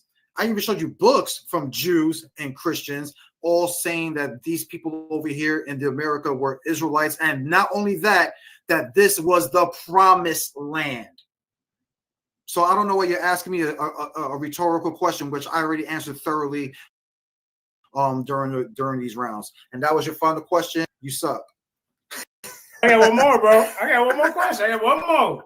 Yeah, don't try to get up out of here to my final question. No, sir, buddy.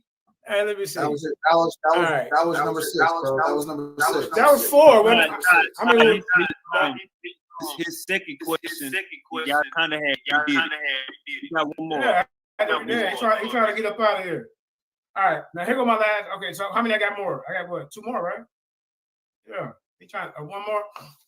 All right. Now as y'all can see, this guy has made up his own doctrine. So my question is, I want you to distinguish all 12 tribes of the Israelites, but naming the ones over here, like the Iroquois, they Judah, and goddamn it, the Apache, they the tribe of Gad, and then the I need to know. I hope you understand this question. First of all, which one of these Native American tribes are out here on the corners telling y'all in America, because y'all say y'all are Israelites, that they are the tribe of Judah? That's my question. Go ahead, sir. You got the floor.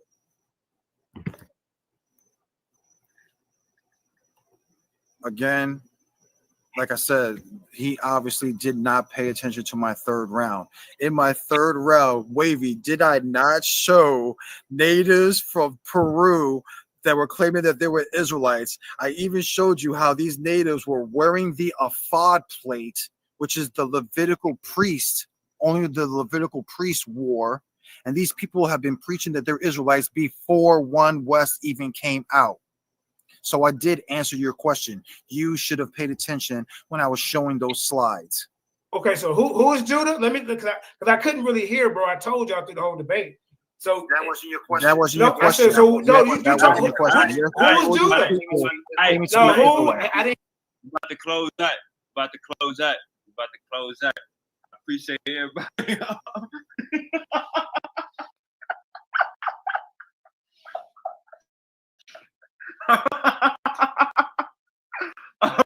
Hey man, hey, I appreciate everybody for coming through, man. I appreciate everybody for coming through. Uncle JJ and Misery, man, they put on the show. Uncle JJ and Misery put on the show. I'm gonna let both of the brothers close out real quick. Like I said, appreciate everybody coming through. Like, share, and subscribe. Monday morning quarterback. We'll do a review Monday morning quarterback. This shit was funny as hell. Uncle JJ don't like going first, so I'm gonna let Misery close out right here. Misery, I'm gonna give you 3 minutes to close out, brother. You got the flow. As you brothers and sisters see, it was a bloodbath tonight. The brother did not show any source about natives being descendants of Japeth throughout all 3 of his rounds. Everybody saw that in all of my rounds, I proved that not only the people were saying that this was the promised land, making it the land of Shem, but that these people were Shemites and Israelites. And then y'all thoroughly saw me debunk JJ's sources, all 3 of them, that, about, the DNA aspect, the language aspect, and how his own source basically showed him how natives were actually Hamites and not even Japhites. So right there shot himself in the foot.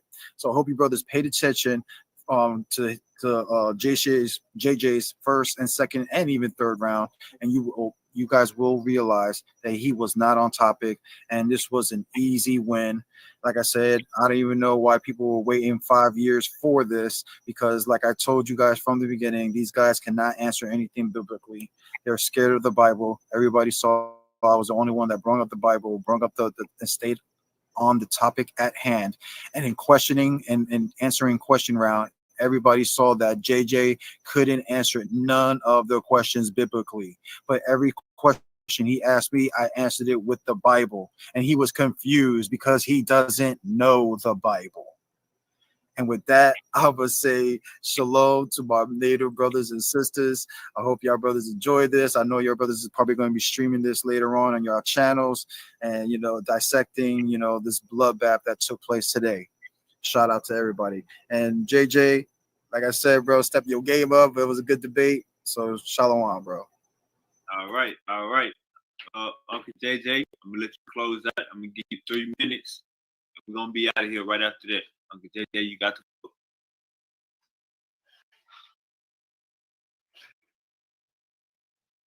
He's sending the scoop. He's sending the scoop. Nah, hold up, man. Where am I closing it? Hold up. Let me find my closing, man. I got it. Did he close out? Hey, hold up, man. Find him a close.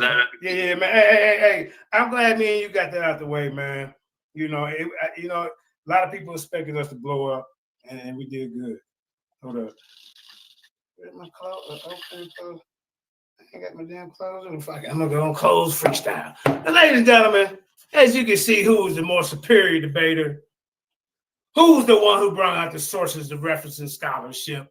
You know, who was the one who, in the beginning of the debate, showed you the differentiation, the Afro-Asiatic Semitic-speaking family group of peoplings versus the indigenous Native American peopling group in the languages? These 7,000 went on and flexes his genetic muscles by showing the differentiations of the genetics. You see, this guy wasn't even on topic. He got Israel over in America. I asked him, where the hell is this goddamn Native American Tonto Bible? The book of Tonto is about as bad as the book of Fraggle Patty that the Ospreys got. He didn't come up with a Bible. And this is what these guys do when they have nothing to really bring to the table. He was really supposed to go first. Everybody knows this because he's an affirmative. He's making the claim. But me as a seasoned debater, it don't matter if I go first or second. And you notice when he came after me going, he didn't address anything that I said about the language group. He didn't address the genetic differentiation. He didn't address the migration. He didn't address none of that. He didn't prove how an Afro-Asiatic Semitic language group is all over in Africa where they're showing the origin of, but he calling them Semitic. I respect Jose Vega for, we both have matured over 5 years. This debate would have been disastrous back then. You see what I'm saying? But he still have the same 2019 talking points. And it's not going to get you anywhere when you fall in the One West made-up doctrine by somebody that said, come on, Pops. You know that ain't right. And there's this cultural appropriation that really messes things up with different peoples, because I wouldn't want you to take my history and place it over in China. The breakdancing and all that, the hip hop and our American culture, now they saying that they started. That ain't right, bro. And like I say, he didn't bring anything from the Bible. He didn't cross-reference anything. He didn't do no exegesis or hermeneutics. No scripture saying, yes, this is the proof. And then he lied and said that I didn't show my sources about Japhet being Native Americans. When I read my second round, because remember y'all said, oh, JJ, your page not moving. I said, did y'all hear what I said? Was your ears still working? So he's trying to play off that, knowing goddamn well I did that. The problem is you didn't do what you were supposed to do. You're doing like guesswork and trying to connect the dots. You didn't bring any scholar that really would back you up. What was your references? You had little bitty readings and clip-ons. Yes, I had my email, but I had articles and journals when you open it, PubMed and different things of that nature. So like I say, bro, it was a spirited debate, and hopefully we can get in the ring again. But you probably gonna have to work your way back up before you get in the ring with the goddamn people's champ, the FOP debate legend, and the HOK GOAT. Which I've been barred from over there because the pot's scared of me. And you always want somebody to come over there. If she's a real champion, she needs to get over here and get on the road, because that's what champions do. With that being said, hey, peace to y'all, man. I hope y'all enjoyed it. And then, hey, share this video. NJJ7K TV, so Wavy, and the Ancient Watchman. We out.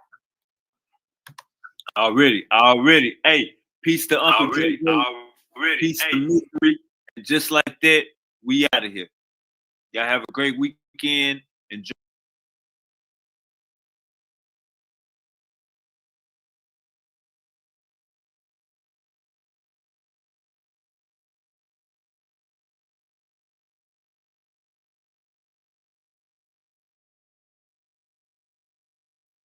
Before we begin, please be advised that viewer discretion is strongly recommended. None of the content presented here has been exaggerated or taken out of context. These are the exact statements made by the prosecution team, defense team, and Cassie Ventura in a federal court on May 3rd.